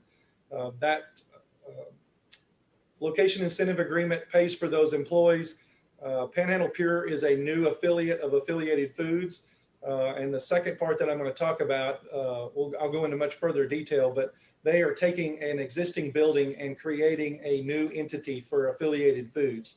And so we're really excited about the opportunity that Affiliated has created here with Panhandle Pure. And so they are going to do bottled water in that facility. And so, like I said, 30 new employees. I will get into it with the tax abatement. I'll kind of give you a little bit more detail on what that economic impact is. Would certainly answer any questions. What questions do we have? I guess they've heard about it in executive session, so they don't have any. Yes, sir. And that $10,000 per job does fit within the guidelines that the council approved last year on that matrix. With the $45,000 per year that they're providing per employee, that $10,000 does meet that incentive guideline matrix. Any questions from the council? Time frame on this being up and operational? Are they already operating? Kind of what's the timeline on production? We hope, this is Mike Giles, by the way, I'm general manager of Plains, and I'll I'll be the general manager of the new plant as well. We hope to have the plant up and running in May of next year. It's a pretty tight timeline, but we hope to catch that summer water demand season. So, Good question. Any other questions? Thank you, Mike. Yes, Kevin, for our citizens, could you tell them the building that was purchased? Yes, ma'am. The facility that they will purchase, they have not purchased yet, will be the Tech Spray building. That's located at North Hughes, and I mean North First and Hughes, or North First and Adams in that block. It's a 140,000 square foot building that was formerly used by the Tech Spray company. Thank you. Good question. I would entertain a motion. Yes, Mayor Pro Tem. I move to approve the location incentive agreement and tax abatement between Amarillo Economic Development Corporation and Panhandle Pier LLC. Second. Motion is made and seconded. Any other discussion?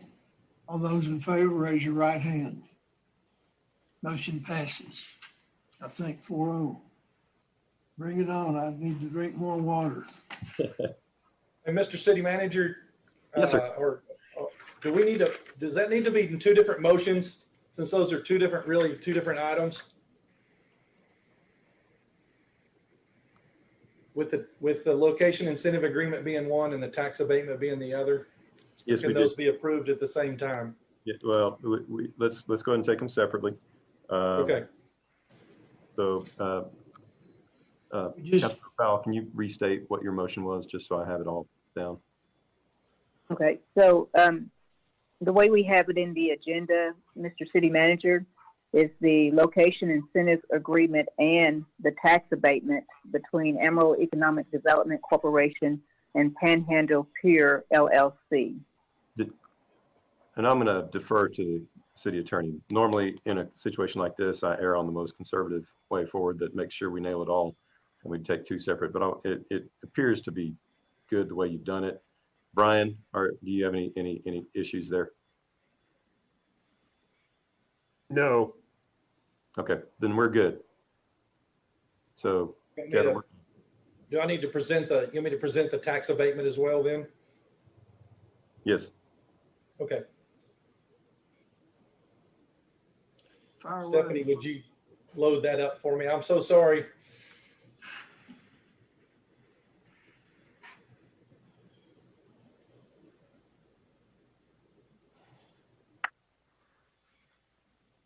So with this location incentive agreement, we are also asking the council to consider a tax abatement on the new purchase, or not on the purchase of the building, but on the purchase of the renovations and the business personal property, or the equipment that's going to be in there.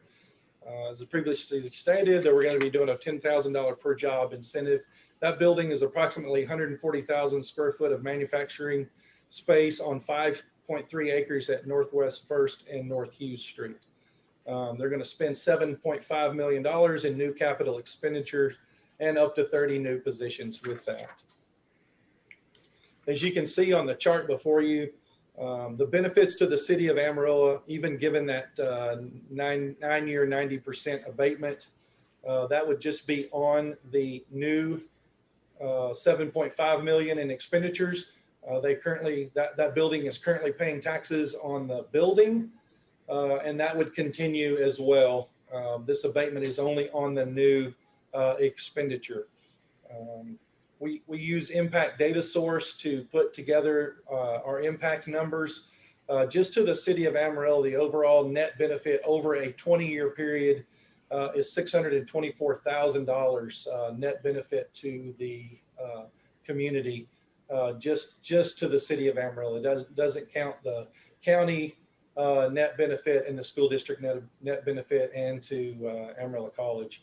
The county and school district are well over $2.2 million It's close to $3 million the economic impact that will happen as a net benefit to our community over the 20 years. And so I'm excited about that. 30 new direct jobs with the multiplying factor that they have 33 spinoff jobs with an average salary of a little over $40,000 for the indirect and the direct jobs, with that $7.5 million in capital investment. And so I would hope that you would consider to give Panhandle Pure LLC a 9-year, 90% tax abatement. That number is in accordance with the guidelines that the council approved last year. That number is a little higher than it would be if it was new construction. The council took it last year with those guidelines and put an emphasis on redevelopment. And I'm excited that y'all did that. I think y'all did that right. And so that qualifies Panhandle Pure for 9-year, 90% abatement if you so choose to do so. Now, I apologize for the way we've ordered this. We'll make sure that it's a lot easier to understand and that we don't we don't get things out of order next time. You have already taken action to approve the location incentive agreement and the tax abatement. They can still be reconsidered if you would like. We definitely can answer any question council might have. So I just want to make sure everyone understands there's not a need for action at this point because we've already taken action on both the location incentive agreement and the tax abatement, but they're not lost to you if you wanted to reconsider those. Any questions from any of the council? I like it a lot. What was that? I said, I like it a lot. Okay, I do too. Okay, Thank you. Let's move on to the next item then. Item J. All right. Thank you, gentlemen. Thank you. Mr. City Manager, I was just going to say it was all that information was laid out for us. And so appreciate you going back through that, Kevin, but it was all included in our packet and we have those numbers, but appreciate you walking us back through the slides again. Yes, ma'am. Thank you. All right. Item J, consideration of resolution approving the proposed operating budget for the fiscal year 2020-2021 for the Amarillo Convention and Visitors Bureau, the newly created CVB. We have Laura Storrs to present the budget. We also have on the line Cashin Smith with the CVB. So to answer any questions, to assist with answering any questions you might have, Laura. Thank you, Jared. And actually, I am going to turn it over to Cashin. She has a few slides that she will go over and answer questions for council. And we have worked diligently with Cashin to ensure that this budget is in good shape for next year. So here you go, Cashin. Thank you. Thank you. And I believe all of you should have our entire budget with your packet. So really what I'm going to focus on today, because we have had a drastic hit due to COVID-19 on the hot collections that has affected our budget. So really what I'm going to cover today is what we have been able to keep that we will be able to really strengthen our office with and move forward and just stay competitive really in the markets.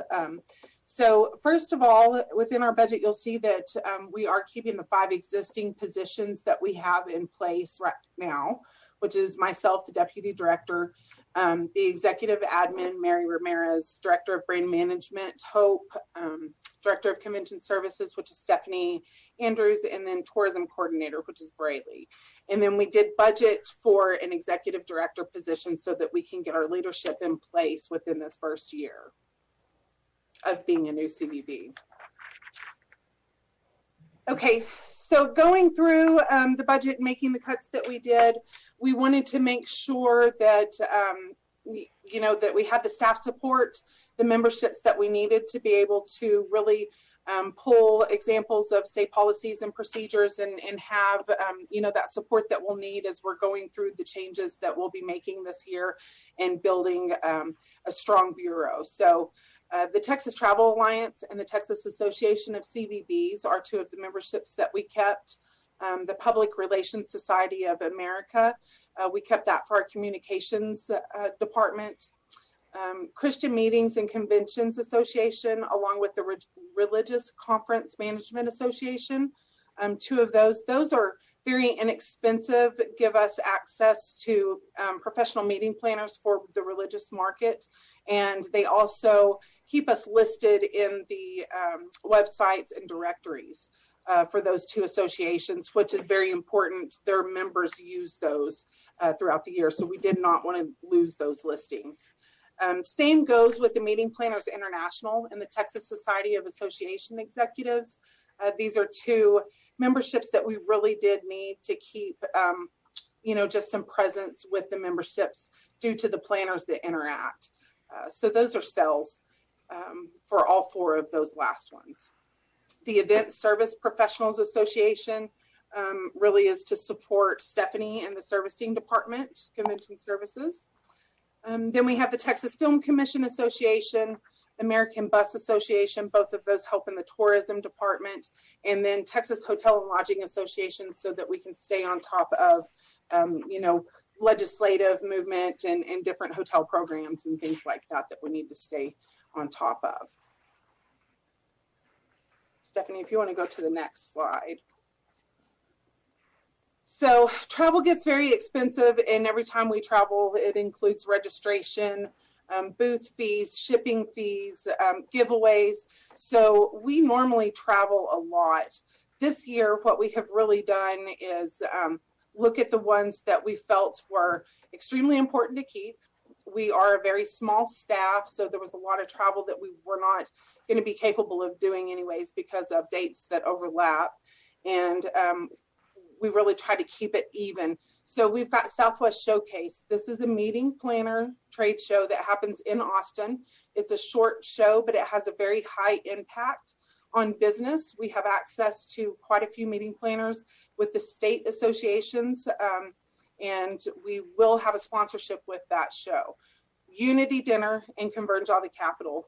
This is a legislative year, and this is where we really go into Austin with the tourism industry and try to make an impact on anything that is moving through legislation that could affect our industry. And we feel like this year would be important for us to keep that in the budget. So we did that.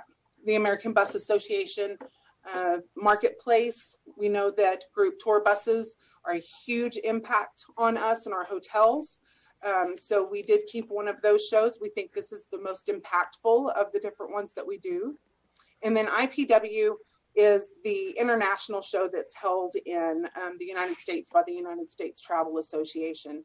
So we could not lose our seat. This is one that we do with the Texas Tourism Office.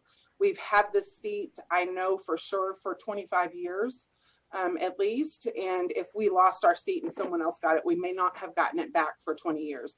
So we did everything we could to keep that one in the budget. And it speaks very well to Route 66 and our international travelers that come through, gives us a good leisure contact, internationally. So those are the ones that is all of our travel for our whole office for the year.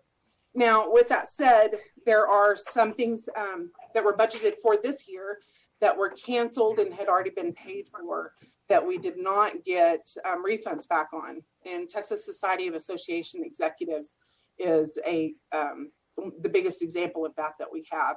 We actually do a bundle with them every year.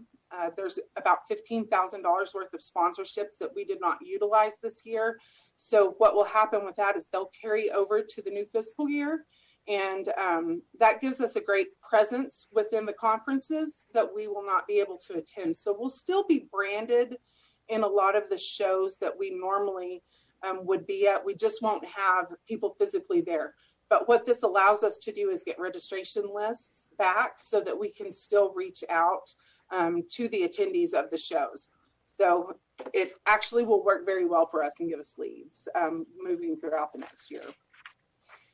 And then, of course, we had to make sure that we were maintaining all of our necessary tools. We wanted to make sure that we're engaging with our visitors and with our clients and partners, and that we had the tools to work well and recover well.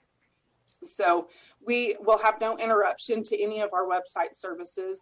And when I say that, I don't mean just the website that's up and running. I really do mean things that speak to our website. So, the virtual tours, the mapping that works in there for itinerary building for visitors, those kind of things. So anything that talks to the website, we try to maintain. We won't have interruption to the airport kiosk. That software will continue to run. Our city passes that we have launched will continue. They will also grow. Actually, I believe Hope started working on a new one today. So you'll see more of those launch throughout the year. The 2020 visitor guide for the print is a huge expense for us. I believe we usually spend about $70,000 on our printed visitor guides. And then we also have money that we use to bring in travel writers. So what we've done, we have a lot of leftover print pieces left from 2020, and they really are not outdated. So we will use those for distribution in 2021. And then we will take our visitor guide virtual in 2021, which allows us to save a lot of money and combine the travel writers' content in with the visitor guide. So our new visitor guide, we feel like, will be a lot better experience, especially coming out of this year where people have been interacting virtually on social media platforms. I think it'll be enticing to them and have a lot of good content that will be wrapped into that. And then, of course, our proposal software, tools to get those bids out, our economic impact calculators, group history databases, and backyard marketing. So we make sure that we've got the leads coming through and the information that we need written into this budget to be successful. Does anybody have any questions on anything they saw on the budget? Any question from the council?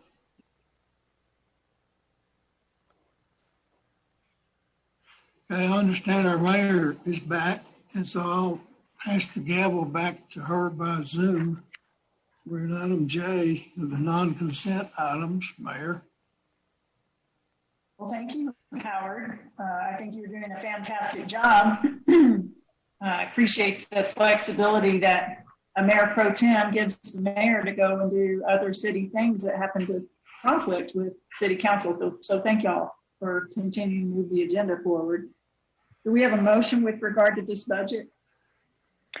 Yes, Mayor, we do. I move to approve the 2020-2021 budget for the Convention and Visitors Bureau, which is funded through a tax levied upon occupancy in the amount of $910,307. Second. It's been moved by Councilmember Powell, seconded by Councilmember Smith to approve the budget for CVB. Any further questions or discussion from council? All those in favor, please raise your hand. I see 5. Okay, that passes with the 5 vote. Moving on to item K is a resolution with regard to public works. And I would say, Cashin, thank you for being with us. And I will just affirm for you what a challenge to rework the budget. I meant to say all of this, so thanks for letting me back up to say it. We appreciate your diligence and your leadership and your willingness to adapt, because organizationally, the things that y'all are being forced to do, I think long-term are going to be great. And so thank you for your attitude of leadership toward all of those changes. Okay, now moving on to item K. Thanks, Cashin. Authorizing the city to apply for the Public Works and Economic Adjustment Assistance Program. Mr. City Manager. Ma'am, this is a CARES funding source, the Public Works and Economic Adjustment Assistance Program. If successful in this grant application, it would pay for the infrastructure to implement the recent economic study recommendations that we received regarding the north side of John Stiff Park. To present the item very briefly and answer any questions council has, we've got Michael Kashuba, Director of Parks and Recreation. Michael. Mayor and Council, Michael Kashuba, Director of Parks and Recreation. The item before you today is to consider a resolution authorizing the city to apply for the Public Works and Economic Adjustment Assistance Program. As we touched on briefly, September 1st, we kind of walked through this project a little bit more.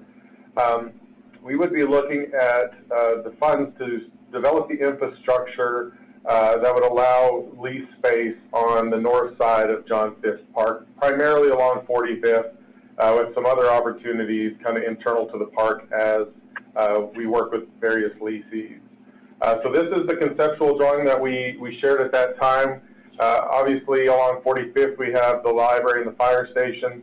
We would be looking at adding some lease space along that portion of the park, also along Parkside. Also included in this project would be an intersection crossing. That's something that we put into the budget. I know there were some conversations about pedestrian and bicycle traffic through the park. We've talked with engineering, and we would be looking at a roundabout at that T intersection that you can see right there.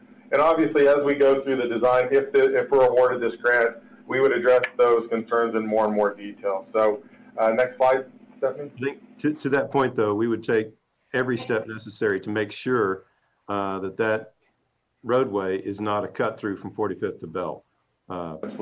The safety is going to be the #1 priority of our patrons and of people visiting those businesses. Absolutely. So staff is recommending the submission of the grant application. As we mentioned previously, the application would be for the grant funds to carry out those infrastructure improvements, things like water, sewer, road infrastructure, and lighting. The city would be committing to a contribution towards those construction, and I'll talk about that here in the next slide. Stephanie? So the application that we would be submitting, we would be requesting $3 million in EDA funding. As a result, the city would be committing to a 20% match through a combination of cash, in-kind contributions up to 3.6. Our required match would be that 20%, which would be $750,000. In talking with PRPC, who's helped us work through this process, they felt like 50% was kind of the minimum of our match that had to at least be cash. We would be looking at kind of an in-kind contribution of $3 million. That would be the land directly underneath the road infrastructure. We had that approximated at 300,000 square feet at approximately $10 a square foot. That was based off of our real estate study as a weighted average for those land values. And then city in-kind would also be engineering services and those construction phase services, which would be the inspection if again, we're awarded the grant. With that, that's a very high-level conversation about what we're looking at. I'd be happy to answer any questions. It did go to the park board Questions for Michael? On the 8th and was recommended forward from the park board.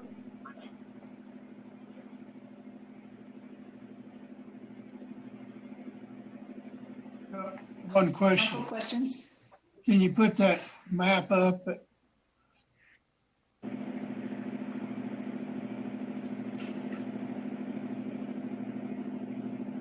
That right there. The lease space that's adjacent to 45th, will the entrance to that be on the interior road or any on 45th?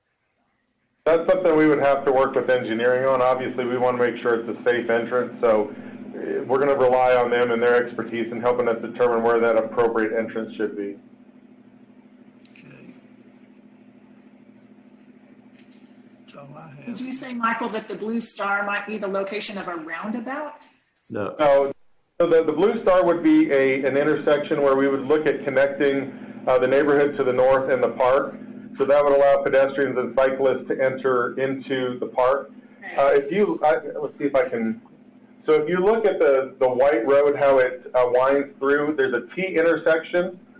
That intersection, yeah, right there. That's the intersection that we would be proposing to turn into a roundabout.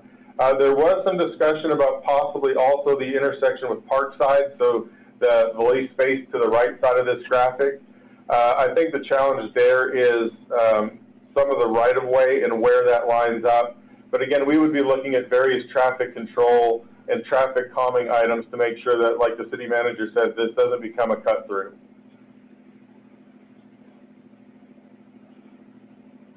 That star looks like a great place for one of those hawk systems. Yeah, and those are the things that we would be investigating with, obviously, our traffic engineers, and just making sure that the appropriate solution is in the right place. So as we go through design, if we're awarded this grant, then those are the types of questions we would be looking at. Obviously, safety is first and foremost. Michael, can I just ask a specific question, not related to this grant application, but what is there opportunity to include other parks as you're learning? And do you have a vision for, I heard someone use the term regional parks last week. And so, you're trying it at this park, and this is a grant application specifically to this project, but are you thinking on an even bigger scale that could get this down and we might have this ability to do this in all 4 quadrants of the city? I think that's something that we're definitely considering. Obviously, this grant application, because of the unique nature of it and because of the CARES component, we were able to apply for John Stiff, which typically we wouldn't be allowed to. Typically, it serves other purposes, the grant does. So we think that of all the regional parks, this one would be the most ready for those types of development. I think it's a great model that we could use as we look forward. I mean, if you want to look at Thompson, that's the perfect example. We already have a lease agreement just like this with Wonderland. So we already have a model in place in one of our regional parks that is following this type of model. We would just be expanding it and using it to really improve the usability for our park users. Again, as we look at any potential lease fee, it would have to benefit the park user first and foremost. But I think it's something that could be applied at your regional parks. So, for example, Rick Klein, as it develops, I think you could develop pad sites along Grand. I think as you look at Thompson, I think, you have the ability there as well. And I think each park could have a different identity. So this could be more of a social/recreational space. I think when you look at Rick Klein, it becomes more of an athletic-based model. And I think when you look at Thompson, you're looking at something that's more entertainment and amusement-based. Obviously, Thompson, you've got Wonderland, you've got the new pool, you've got the zoo, and obviously with Rick Klein, you've got our athletic complexes. So I think depending on the unique nature of each of those parks, we would look at development strategies that would support the use, but also allow for some of those private-public partnerships. Thank you. Any other questions or comments, Council? All right, thank you, Michael. Do we have a motion on this resolution? Yes, Mayor. I move to approve the resolution authorizing the city to apply for the Public Works and Economic Adjustment Assistance Program, including CARES Act funding, in the amount of $3 million on behalf of the City of Amarillo. Second. Been moved by Councilmember Powell and seconded by Councilmember Sauer to approve this resolution. Any further questions or discussion from the council? Okay, all of those in favor, please raise your hand. I see 5. That passes with a 5-0 vote. Item L is to consider approval on an agreement for services with Center City of Amarillo. Mr. City Manager. Hi, Mayor. Welcome to the next to last page of the agenda. We have to present the item for us is the always wonderful Beth Duke and answer. I'm sorry, Andrew Freeman and Beth Duke to answer questions, to present the item and answer any questions, Councilman. Andrew, is it you or Beth right off? I'll kick it off just briefly, and then hand it off to Beth, of course. Just to cover the agreement, it looks very similar to last year. The administrative costs have not changed, so it's still $111,650 for administrative costs, and the $70,000 for the matching facade grant, and then the Center City Tiers Number 1 match that we talked about during the Tiers Number 1 budget. That went down from $150,000 to $100,000 going towards Center City's portion for a total contribution this year of $281,650 for the agreement. And then, as always, Beth has provided each of you with a notebook, and she'll cover briefly some of the highlights that she'd like to share with y'all. Yes, thank you. And thank you to the always wonderful Andrew Freeman for getting us kicked off here. Thank you. I just appreciate so much. My message today is one of gratitude for all the things your support has allowed us to do in Center City. I want to just touch on a few of the highlights as in your notebooks. This was our 19th consecutive year to receive accreditation from the Texas Main Street and National Main Street. And we're so proud because this shows that your Center City, your historic downtown meets or exceeds all the standards set by the Main Street program. Since 2007, our reporting statistics to the Texas Main Street have been almost $506 million reinvested in our downtown. I'm so proud of our numbers and the momentum that we have. Last year, we won an award for Best New Construction from the Texas Downtown Association for our beautiful Hodgetown. And I'm proud to tell you that this year, we're a finalist in the Texas Downtown Association category of Best Economic Game Changer. And that is due to the fact that Hodgetown brought 400,000 people downtown last year. It did exactly what we hoped. And this year, even though we had some setbacks, we're proud that Hodgetown is host to other events, including baseball, to show that it is truly the multi-purpose venue we wanted in our downtown. On the facade grants, we have requests of more than $80,000 in facade grants. Of that, we allocated $70,000 to make downtown better. Two of the smallest, but the ones I'm probably the most proud of, were emergency facade grants to Mount Zion Baptist Church and Carter Chapel CME Church for the vandalism for their historic stained glass windows. And it fit with our historic preservation, as well as reminding everyone that Center City is everybody's neighborhood. I also want to thank you for your support for Community Market.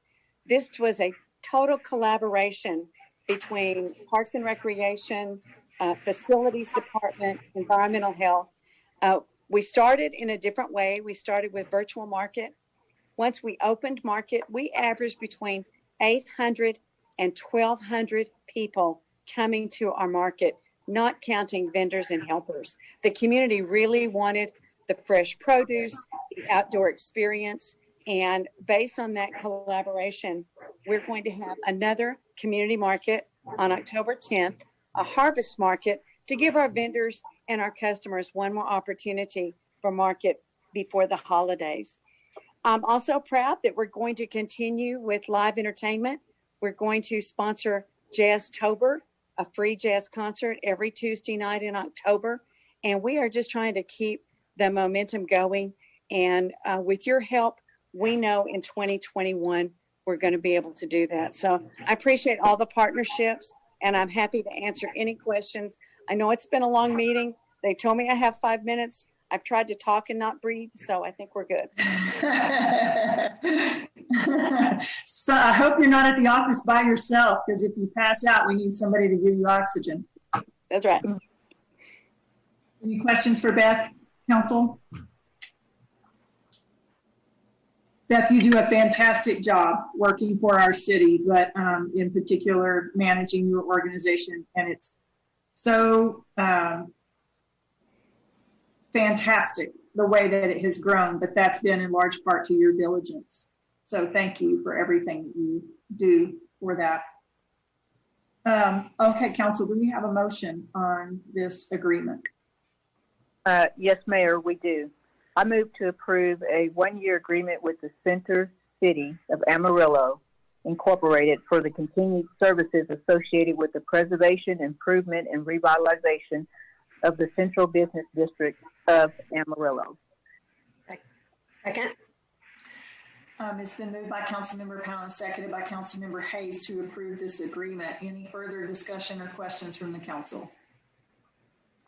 All of those in favor, please raise your hand.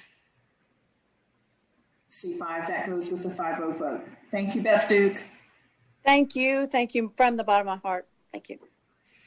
Next up is item N, which is a consideration of approval on an agreement with the CVB. Mr. City Manager. Mayor, this is for fiscal and legal services. We will be the fiscal and legal agents for the CVB through this contract. To present the item, we have Floyd Hartman and answer any questions council has. Floyd, Assistant City Manager, Floyd Hartman. Thank you, Mayor and Council. It's a pleasure to be here today, and I'm especially glad to be here because this is the last puzzle piece of this whole process. So other than the one that you have coming up later in the agenda, which is the appointment of the board. So Stephanie, if you can go ahead to the next slide for this piece. I lost my slide, but this contract will provide those fiscal services, the daily operation for the CBB. The transition from the CBC to the CBB will be complete with this. You see earlier on the contract and some others here, things that we've had to accomplish that were earlier on the consent agenda and then earlier agenda items. And Stephanie, if you can go to the next slide.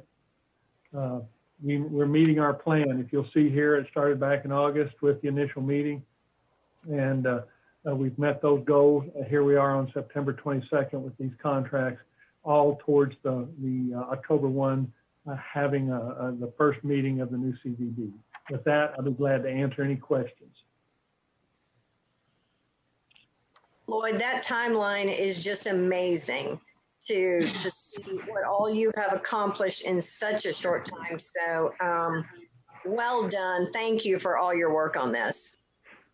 Well, thank you, Councilmember Hayes.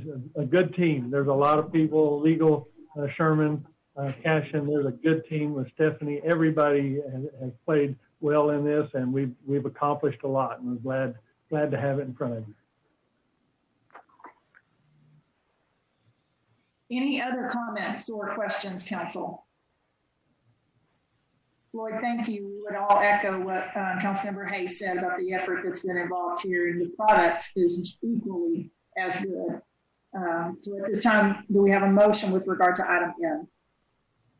Yes, yes, Mayor, we do. I move to approve the agreement for fiscal and legal services to include payroll, payment processing, procurement, and others with the Convention and Visitors Bureau Incorporated. Second. It's been moved by Councilmember Powell and seconded by Councilmember Smith to approve the agreement with the CVB. Any questions or comments on this motion? All of those in favor, please raise your hand. 5, that goes with 5-0 vote. Item N is to consider the award for bid number 6863. Mr. City Manager. Yes, ma'am. We have, this is a PID expenditure using PID funds. We have Kelly Shaw, the Development Customer Service Coordinator, to present the item. Kelly?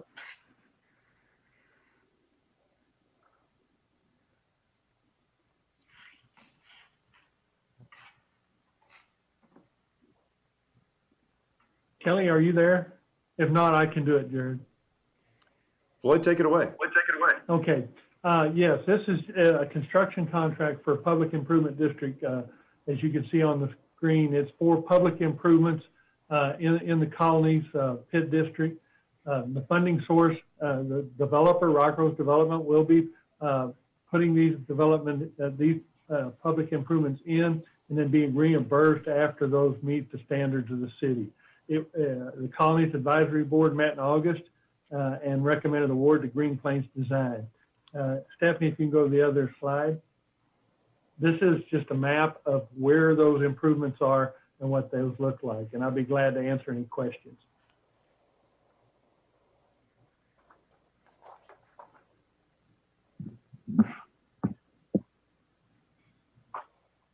Thank you, Floyd.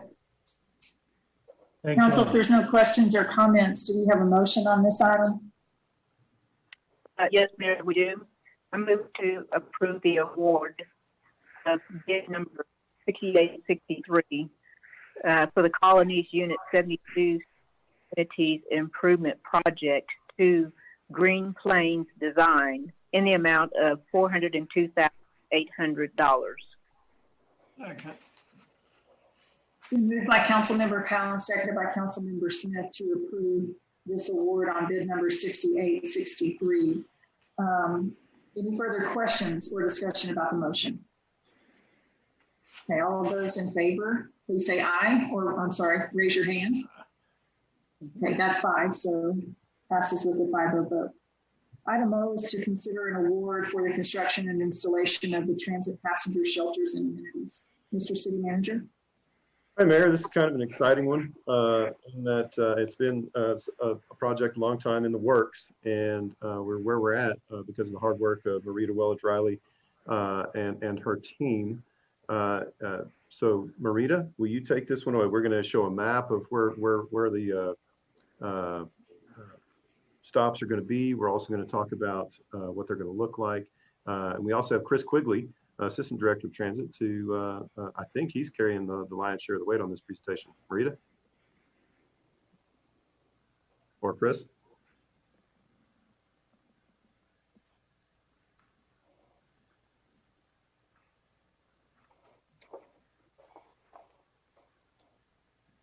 Marita and Chris, you are muted right now.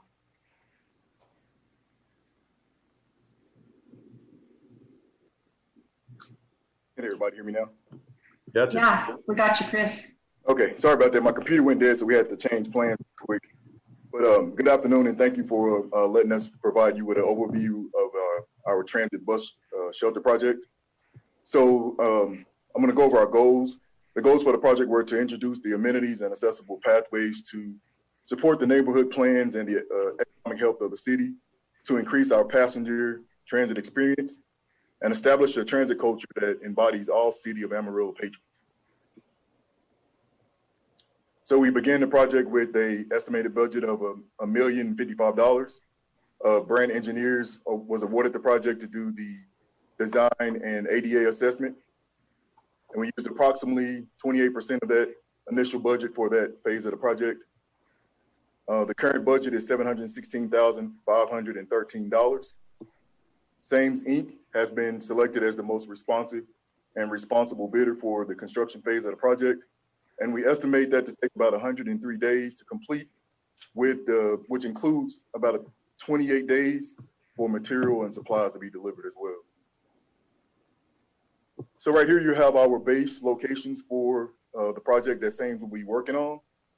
8 of these locations will have new shelters installed. The other 5, which are in red, will have ADA accessibility work done over in the bottom area to ensure that we are compliant with all our ADA regulations. In that area as well, we will have 1 shelter that's going to be installed at the Warford Center as well, which is a great thing for the neighborhood.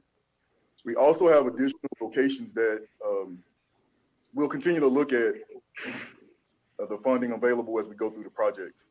The next slide is a map, and it kind of just shows you where we have all of those 8 locations out through the city. We want to make sure we had them spaced out so it'd be fair throughout the city that they were all over. The red, again, is just telling you about the ADA accessibility in the North Heights area along Travis and Bonham. We had to do a lot of revisions to our route, so a lot of that area doesn't have accessible pathways, and we wanted to make sure that we could be compliant with ADA regulations. So they're going to work over there and put a lot of sidewalks and pads to make sure that it's all compliant. You can move to the next one, Stephanie. So the last slide we have for you, it gives you an idea of what our shelter design is going to look like. Initially, when we presented it to council, we talked about having glass shelters with 3-sided glass shelters with an open face. We decided to go with a perforated aluminum shelter. It'll provide a little bit more ventilation due to the high heat index around here in Amarillo. We'll also have benches in each one of those shelters, and they'll have trash receptacles and solar lighting as well for enhanced safety for any of our passengers that use it early in the morning or late in the evening. And that is all I have for you. I'll be glad to answer any questions that you have. This is an exciting project for us, so we're ready for it to get moving to continue to enhance our transit system for the public. Council questions? Chris, would you address one of the issues that came up in the neighborhood planning committee, also on the selection of the mesh for visibility where it's, and the safety issue related with that?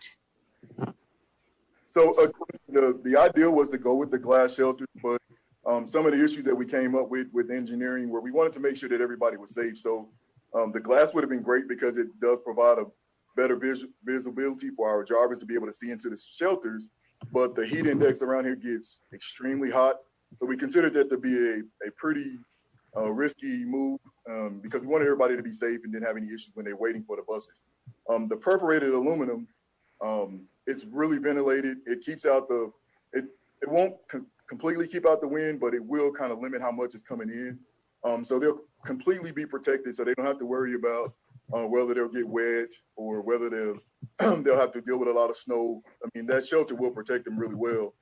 And the solar lighting, like I said, in there, it enhances the safety of that location.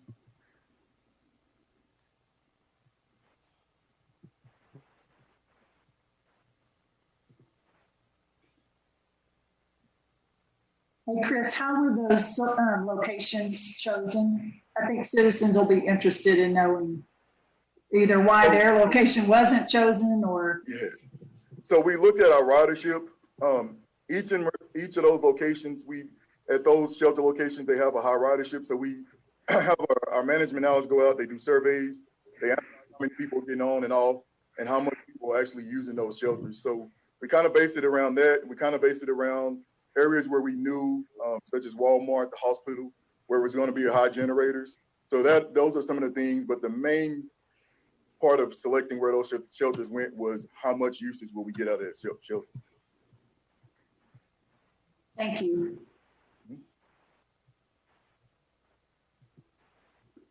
And then just one more question, Chris. Yes, ma'am. I know there are other locations that need this same type of bus shelter and seating. Where do we have plans going forward, or are we just going to get this one implemented and then we'll look at the next round? Or yeah, so the plan for the additional locations that we have, those are our alternates, and they're all in this bid as well. So they've already been assessed for ADA. They already have a design for shelter placement. We'll continue to look at those, and as we go through the project, we'll look at how much funding we have available. So we'll address as many of those as possible. And any shelters after that, we'll continue to look at revenue streams and different FTA grants that we may be able to use for potential shelter purchases and installation into those other areas. so you think it's fair to say that this is an ongoing priority, that we continue to look for funding? Yes, ma'am, I do. Okay.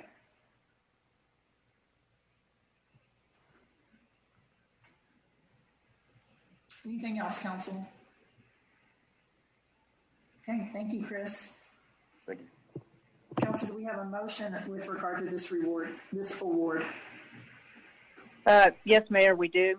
I move to approve the award for the construction and installation of the transit passenger shelters and amenities to SAMES Incorporated in the amount of $577,042.50. Second. It's been moved by Councilmember Powell and seconded by Councilmember Hayes to approve this award. Any further questions or discussion on the motion? Okay, all of those in favor, please raise your hand. Okay, I see 5. That passes with a 5-0 vote. Item P is to consider an award on emergency order for syringes. Mr. City Manager. I was muted and I realized it before anybody had to tell me. I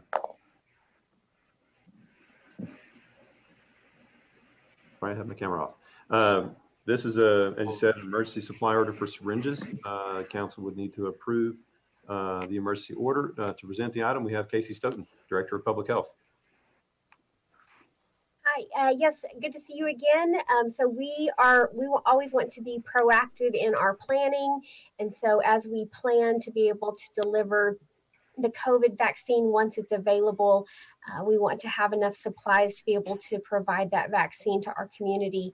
And so this order would be we would have the supplies to be able to provide that vaccine once it's available.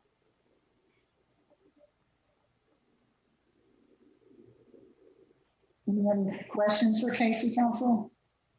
Casey, I think that's a great proactive move to be getting ahead of schedule, because you know good and well, as soon as the vaccine, they even begin to announce that it's going to be released, there's going to be a rush on those kind of materials. And so to have them already in place, that's a really smart, proactive move. Thank you. Yes, we know that supplies were, in short supply. Like PPE was certainly in short supply at the beginning of the pandemic, and so we don't want to be caught flat-footed when there's a. So we were really excited as we were working with the vendor for these syringes that we were able to purchase them at 60% off. So we were able to purchase them at 40% of the price that we regularly purchase them. So not only are we able to provide for our community, but we're able to do so at a really great price.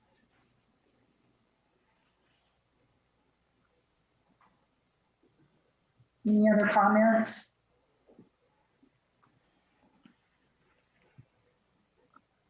Okay. Do we have a motion with regard to this award? Yes, Mayor, we do. I move to approve the award for the emergency order for syringes in the amount of $224,280. Second. Moved by Councilmember Powell and seconded by Councilmember Sauer to approve this award for the purchasing of syringes. Any comments or questions from council on the motion? I will say that we're using CARES Act fund. Is that correct, Casey?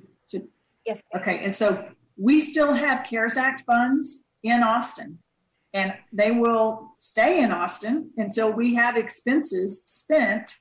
Actually, till we ask for reimbursement on the things that qualify. So this is one of those situations where we can get ahead of the curve.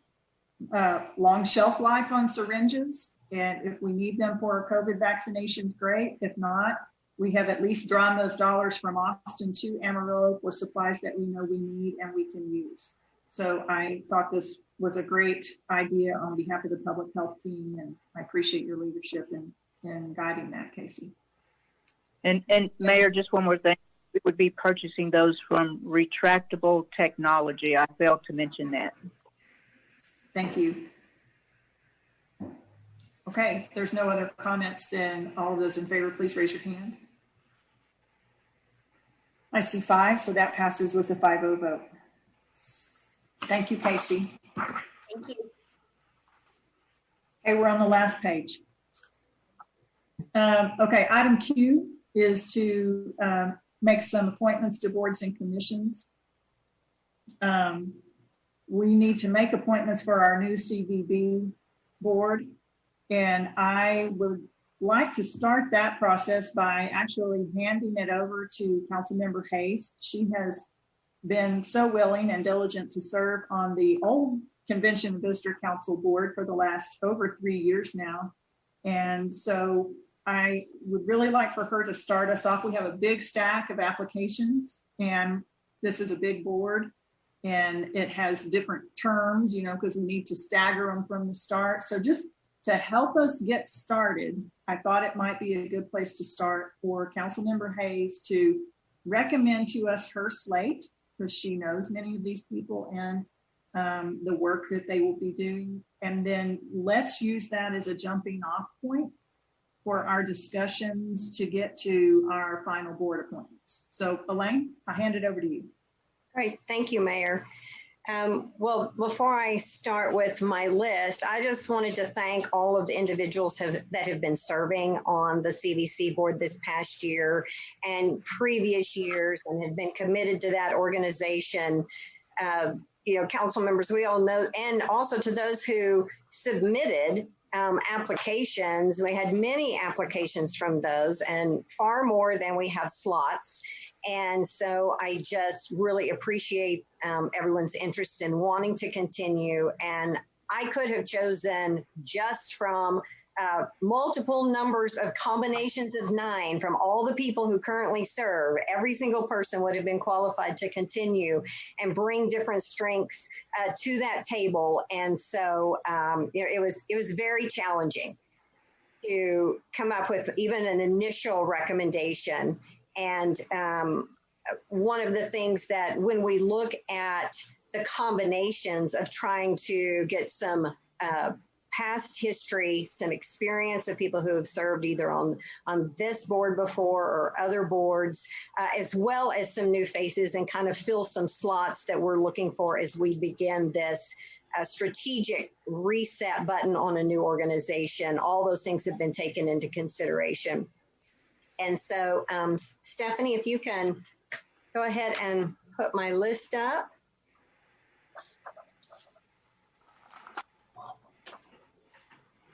So just a reminder on the categories, we were looking at 3 at-large positions that will all rotate beginning the initial year, it will be 1, 2, and 3-year terms. After that, as those places are reappointed, they would each be 3-year terms. Then in City Council, combined with 2 slots for entertainment, with also the 1, 2, and 3-year term slots, and then 3 areas for hoteliers. So I'm going to just start with the first, and Angela Knapp Eggers is the current president of the CDC, and is just an incredible leader, very strong. As we look at a lot of the other places, you'll notice that most of them have hotel backgrounds or connections. And Angela brings a perspective outside of that. She currently serves on the Beautification and Public Arts Advisory Board with Eddie Sauer. And so she brings a different angle and experience with nonprofits in our community and many years volunteer in the city. Diane Baker, if you guys had had a chance to look at her particular application, she was the CEO of the Santa Fe Chamber of Commerce for 8 years, marketing director that was appointed by Governor Tony Anania in New Mexico for 3 years, the CEO for the Santa Fe CVB, and the Huntington Beach, California CVB CEO for 13 years, and she helped open that bureau. I felt that looking for new faces, new voices, but also incredible background experience, that she would be an amazing contribution to that board, and especially having gone through opening a bureau, because this year is going to be so heavily focused on policy and setting the direction for many years to come. The next recommendation in the at-large is Jason Fenton. And Jason is an attorney here in town and had expressed an interest, had sent in the application, and stood out as well, especially in the new governance structure, needing some legal assistance. But I was not aware at the time, until having further conversations with Cashin, that he was actually he has been working with the CDC on some licensing, trademark projects and stuff, so already has a relationship with our staff, but would be a new member on the board. The next one, I am requesting one of the one-term slot for City Council. I have thoroughly enjoyed serving on this board and would love to continue that. Next is the entertainment slot. And it's interesting with Bobby Lee from the Big Texan, that sometimes when we struggled at one point identifying really what is the Big Texan. We've had conversations about that in the CDC, hotel, restaurant, and truly it's an attraction that happens to serve food and happens to have hotel rooms with it as well. And, that the Lees have been able to create something totally from nothing, an attraction so strongly with our Western heritage. People travel internationally. It's not just Texas. It's not even just within the nation, but with true international travelers that they have coming, that they have been able to reach to.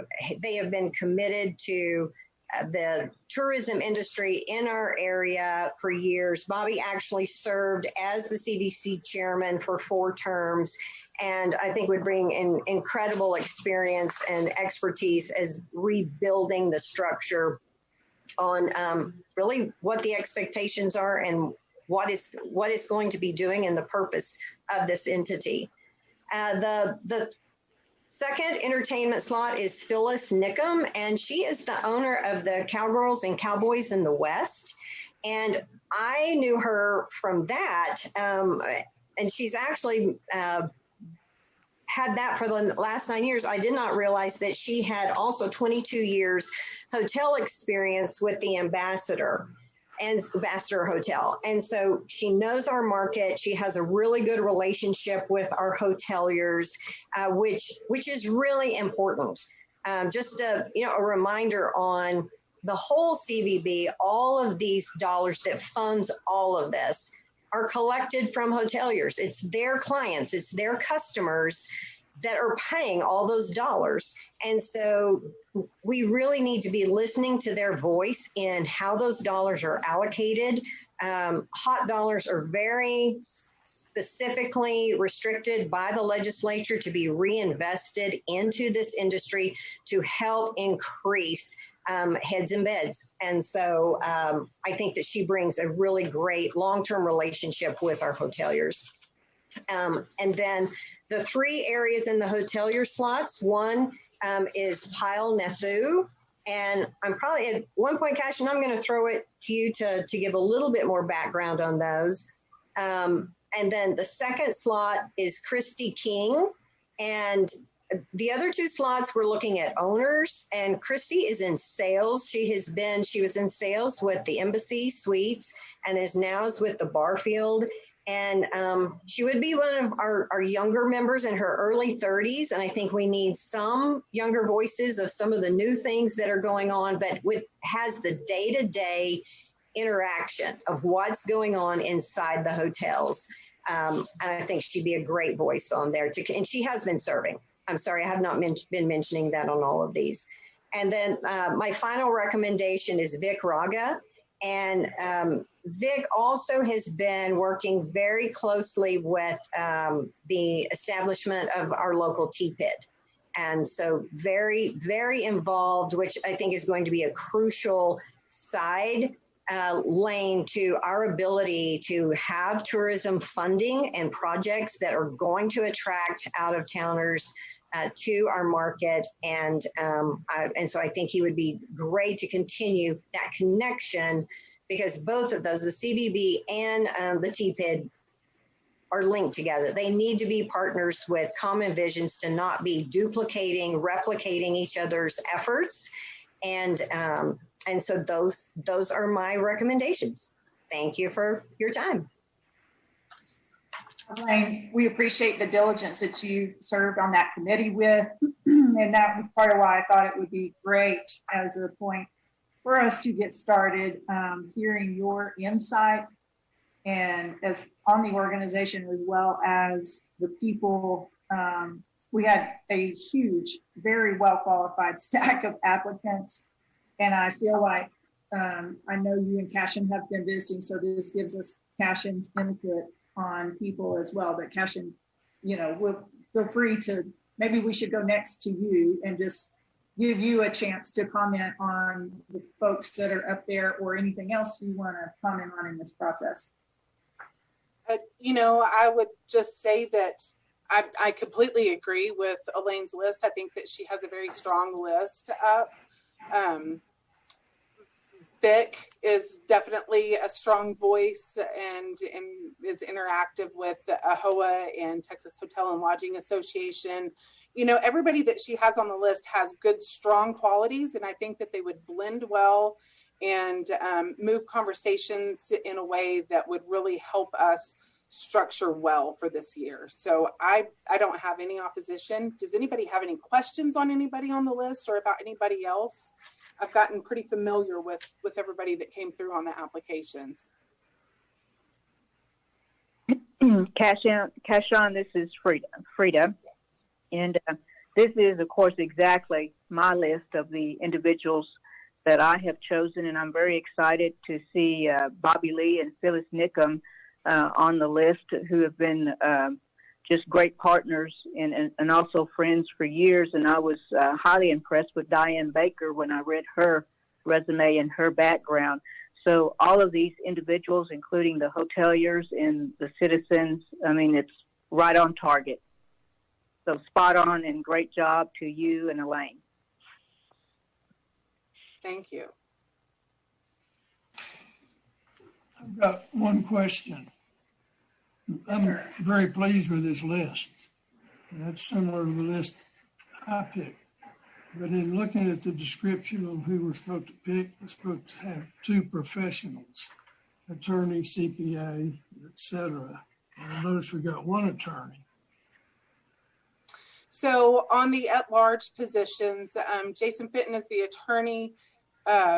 Diane Baker would be more the CVB and tourism professional. Angela Knapp has always been with nonprofits. So I think she would bring a lot of expertise.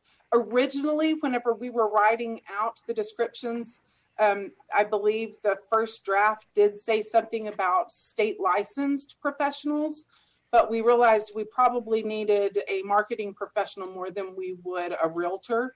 So we pulled that wording out so that we would have a little bit more leniency on who we were putting on the board, because our professional roles in tourism sometimes is a little different than what you would look for.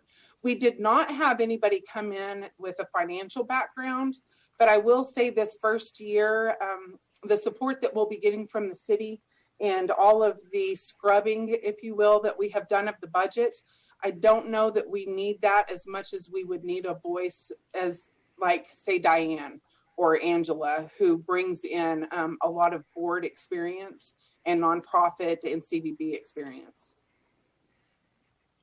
Sounds good to me.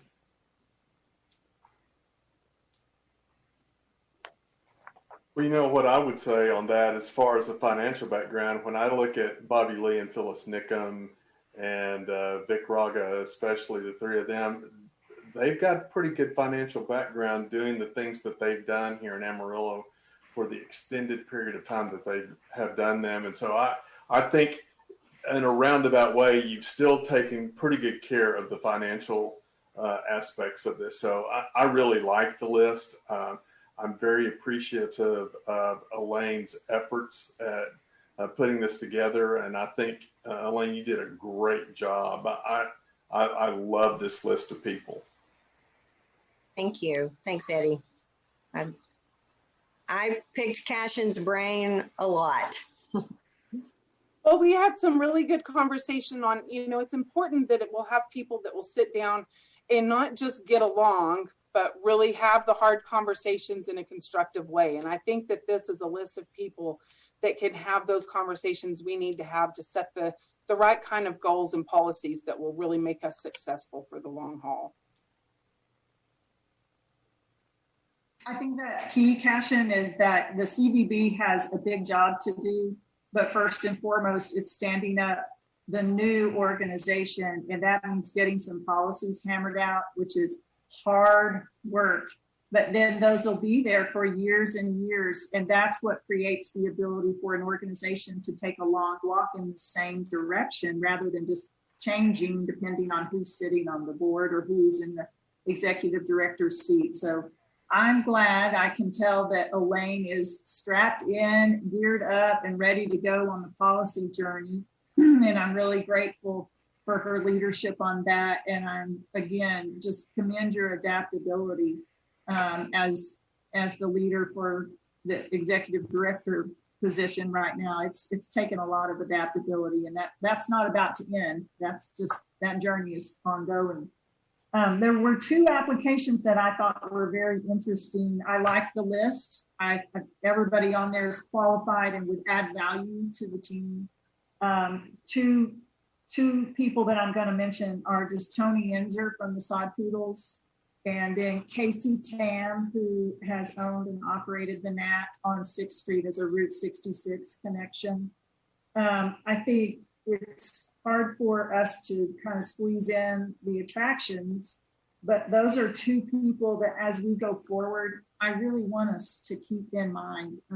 Sod Poodles alone drove 400,000 people into the city last year. And I think as an attraction, they're just getting started. And I just think Casey's business is interesting, and maybe she's the next I'm trying to remember the people from Waco. Joanna Gaines, is that the right? So I don't know what she is for our community, but I have my eyes on her and what she's doing. And so I just want to say those names as part of this process. And none of us know who will be sitting in these chairs next year when it comes time to make appointments. But I'd like, Cashin, for you to have those people in mind and maybe looking for ways to bring them in, inviting them to meetings, whatever it is. If they're not getting appointed on the board, what are some ways that we can focus on Tony and Casey, that we can be very intentional about carving out room to get their ideas and engage them and get their input? Absolutely. I agree with that. And, you know, with the sod poodles and Casey as well with Route 66, and I know some, you know, the projects that she is looking at in the future, both are great partners. And one thing that we will have some focus on this year is truly getting those partnerships in town with the attractions and you know, just good, strong partnerships so that we can build events and festivals and things like that. We've got a lot of ideas in the office of ways that we can include partners and partner with, not necessarily where we're a client or they're a client or it's their event or we're hosting an event at their facility or however that goes, where we really are building those relationships within the community in ways that will be beneficial to the tourism industry. So yes, I am of the same mind as you on that, Mayor. Good. Well, I appreciate it if you will work toward including them, even though they're not part of the slate that Councilmember Hayes is recommending. So any other comments from the council? Questions for Cashin or? You know, Mayor, a thought with Casey as well of just, and Councilmember Powell may have some thoughts on this, but just with the Sanderson neighborhood development and just a lot of the activity that's going on with Route 66 and efforts with part of that neighborhood redevelopment, I want to be sure that Casey's plugged in on all of that and that we're hearing her ideas and suggestions for promotion of that area. And I know that's been a focus through our neighborhood planning on pulling those businesses together and getting them to have a unified voice, because they are a major attraction. And it's almost like, it's like this, it's all moving, it's an octopus. It's like Route 66 is an octopus of all these branches. And so interesting. And we need to get them all together and have a cohesive move to then have that branch to include with our CBB would be fantastic. Well, and that is a good point, Elaine. One of the things that I liked about seeing her application come through is the fact that we have very passionate people on Route 66, but in a lot of cases, they are either very passionate about the neighborhood or they are very passionate about the tourism. So I like when I'm seeing some of the owners and operators of those businesses plugging into both sides of the coin, because both sides are very important along that historic district. Okay. Councilmember Hayes, do you have a motion for us? Yes, Mayor. I move to appoint. I lost my list. Thanks. Here comes.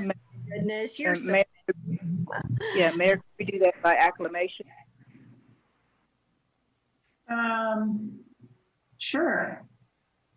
Rather than a motion from Councilmember Hayes? Well, she would still need to make a motion to approve the board appointments by acclamation, meaning the entire list and then also the terms.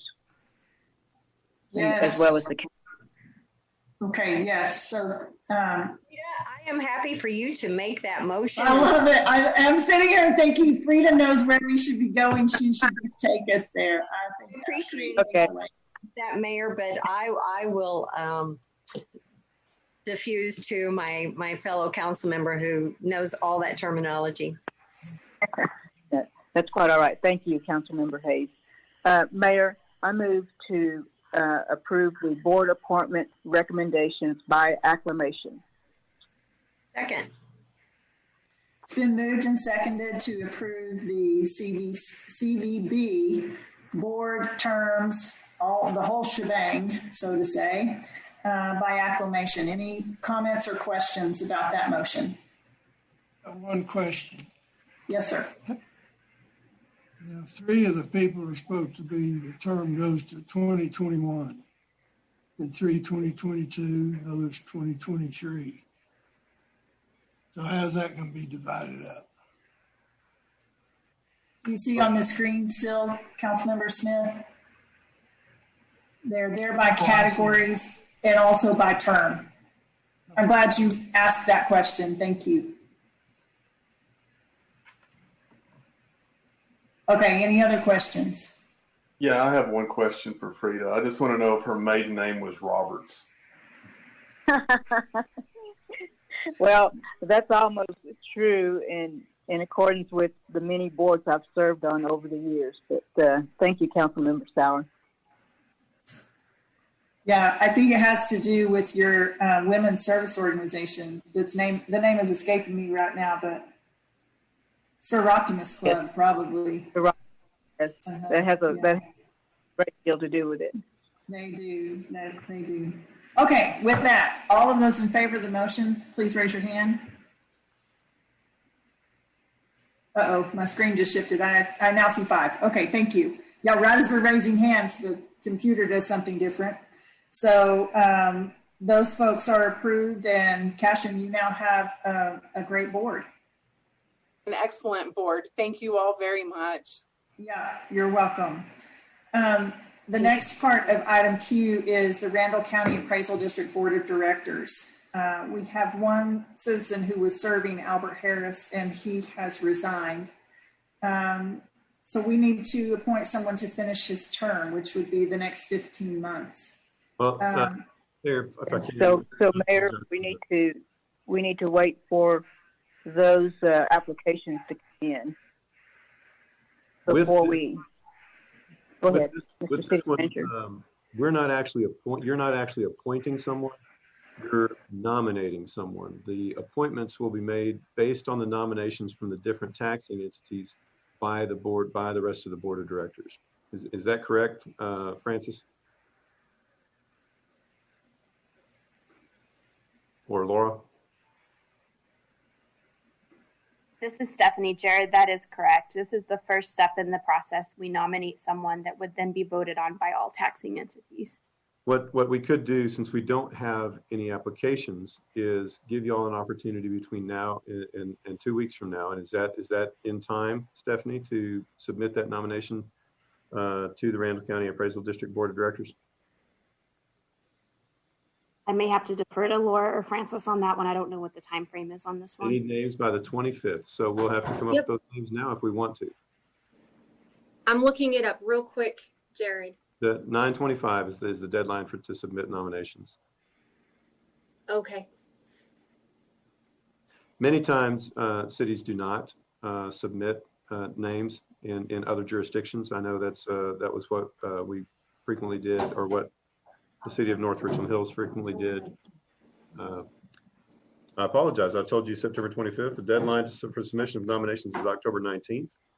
Yes. So if you'd like, you can reach out to your Randall County neighbors to see if they would be willing to serve if you nominated them, and then you can discuss it at the first meeting in October and make that nomination if you so choose. Can we get just, a summary of what are the expectations, the time commitments, we just need bullet points, but in discussing, I think we've kind of had this conversation about this particular board before.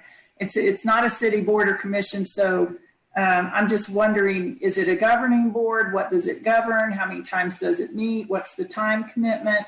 I just feel like we need a little synopsis on it before we ask people. Absolutely. We'll get that to you immediately, ASAP this week, and that will give you almost 2 weeks to reach out to people, to absorb it, reach out to people, and come back with some names if you so choose.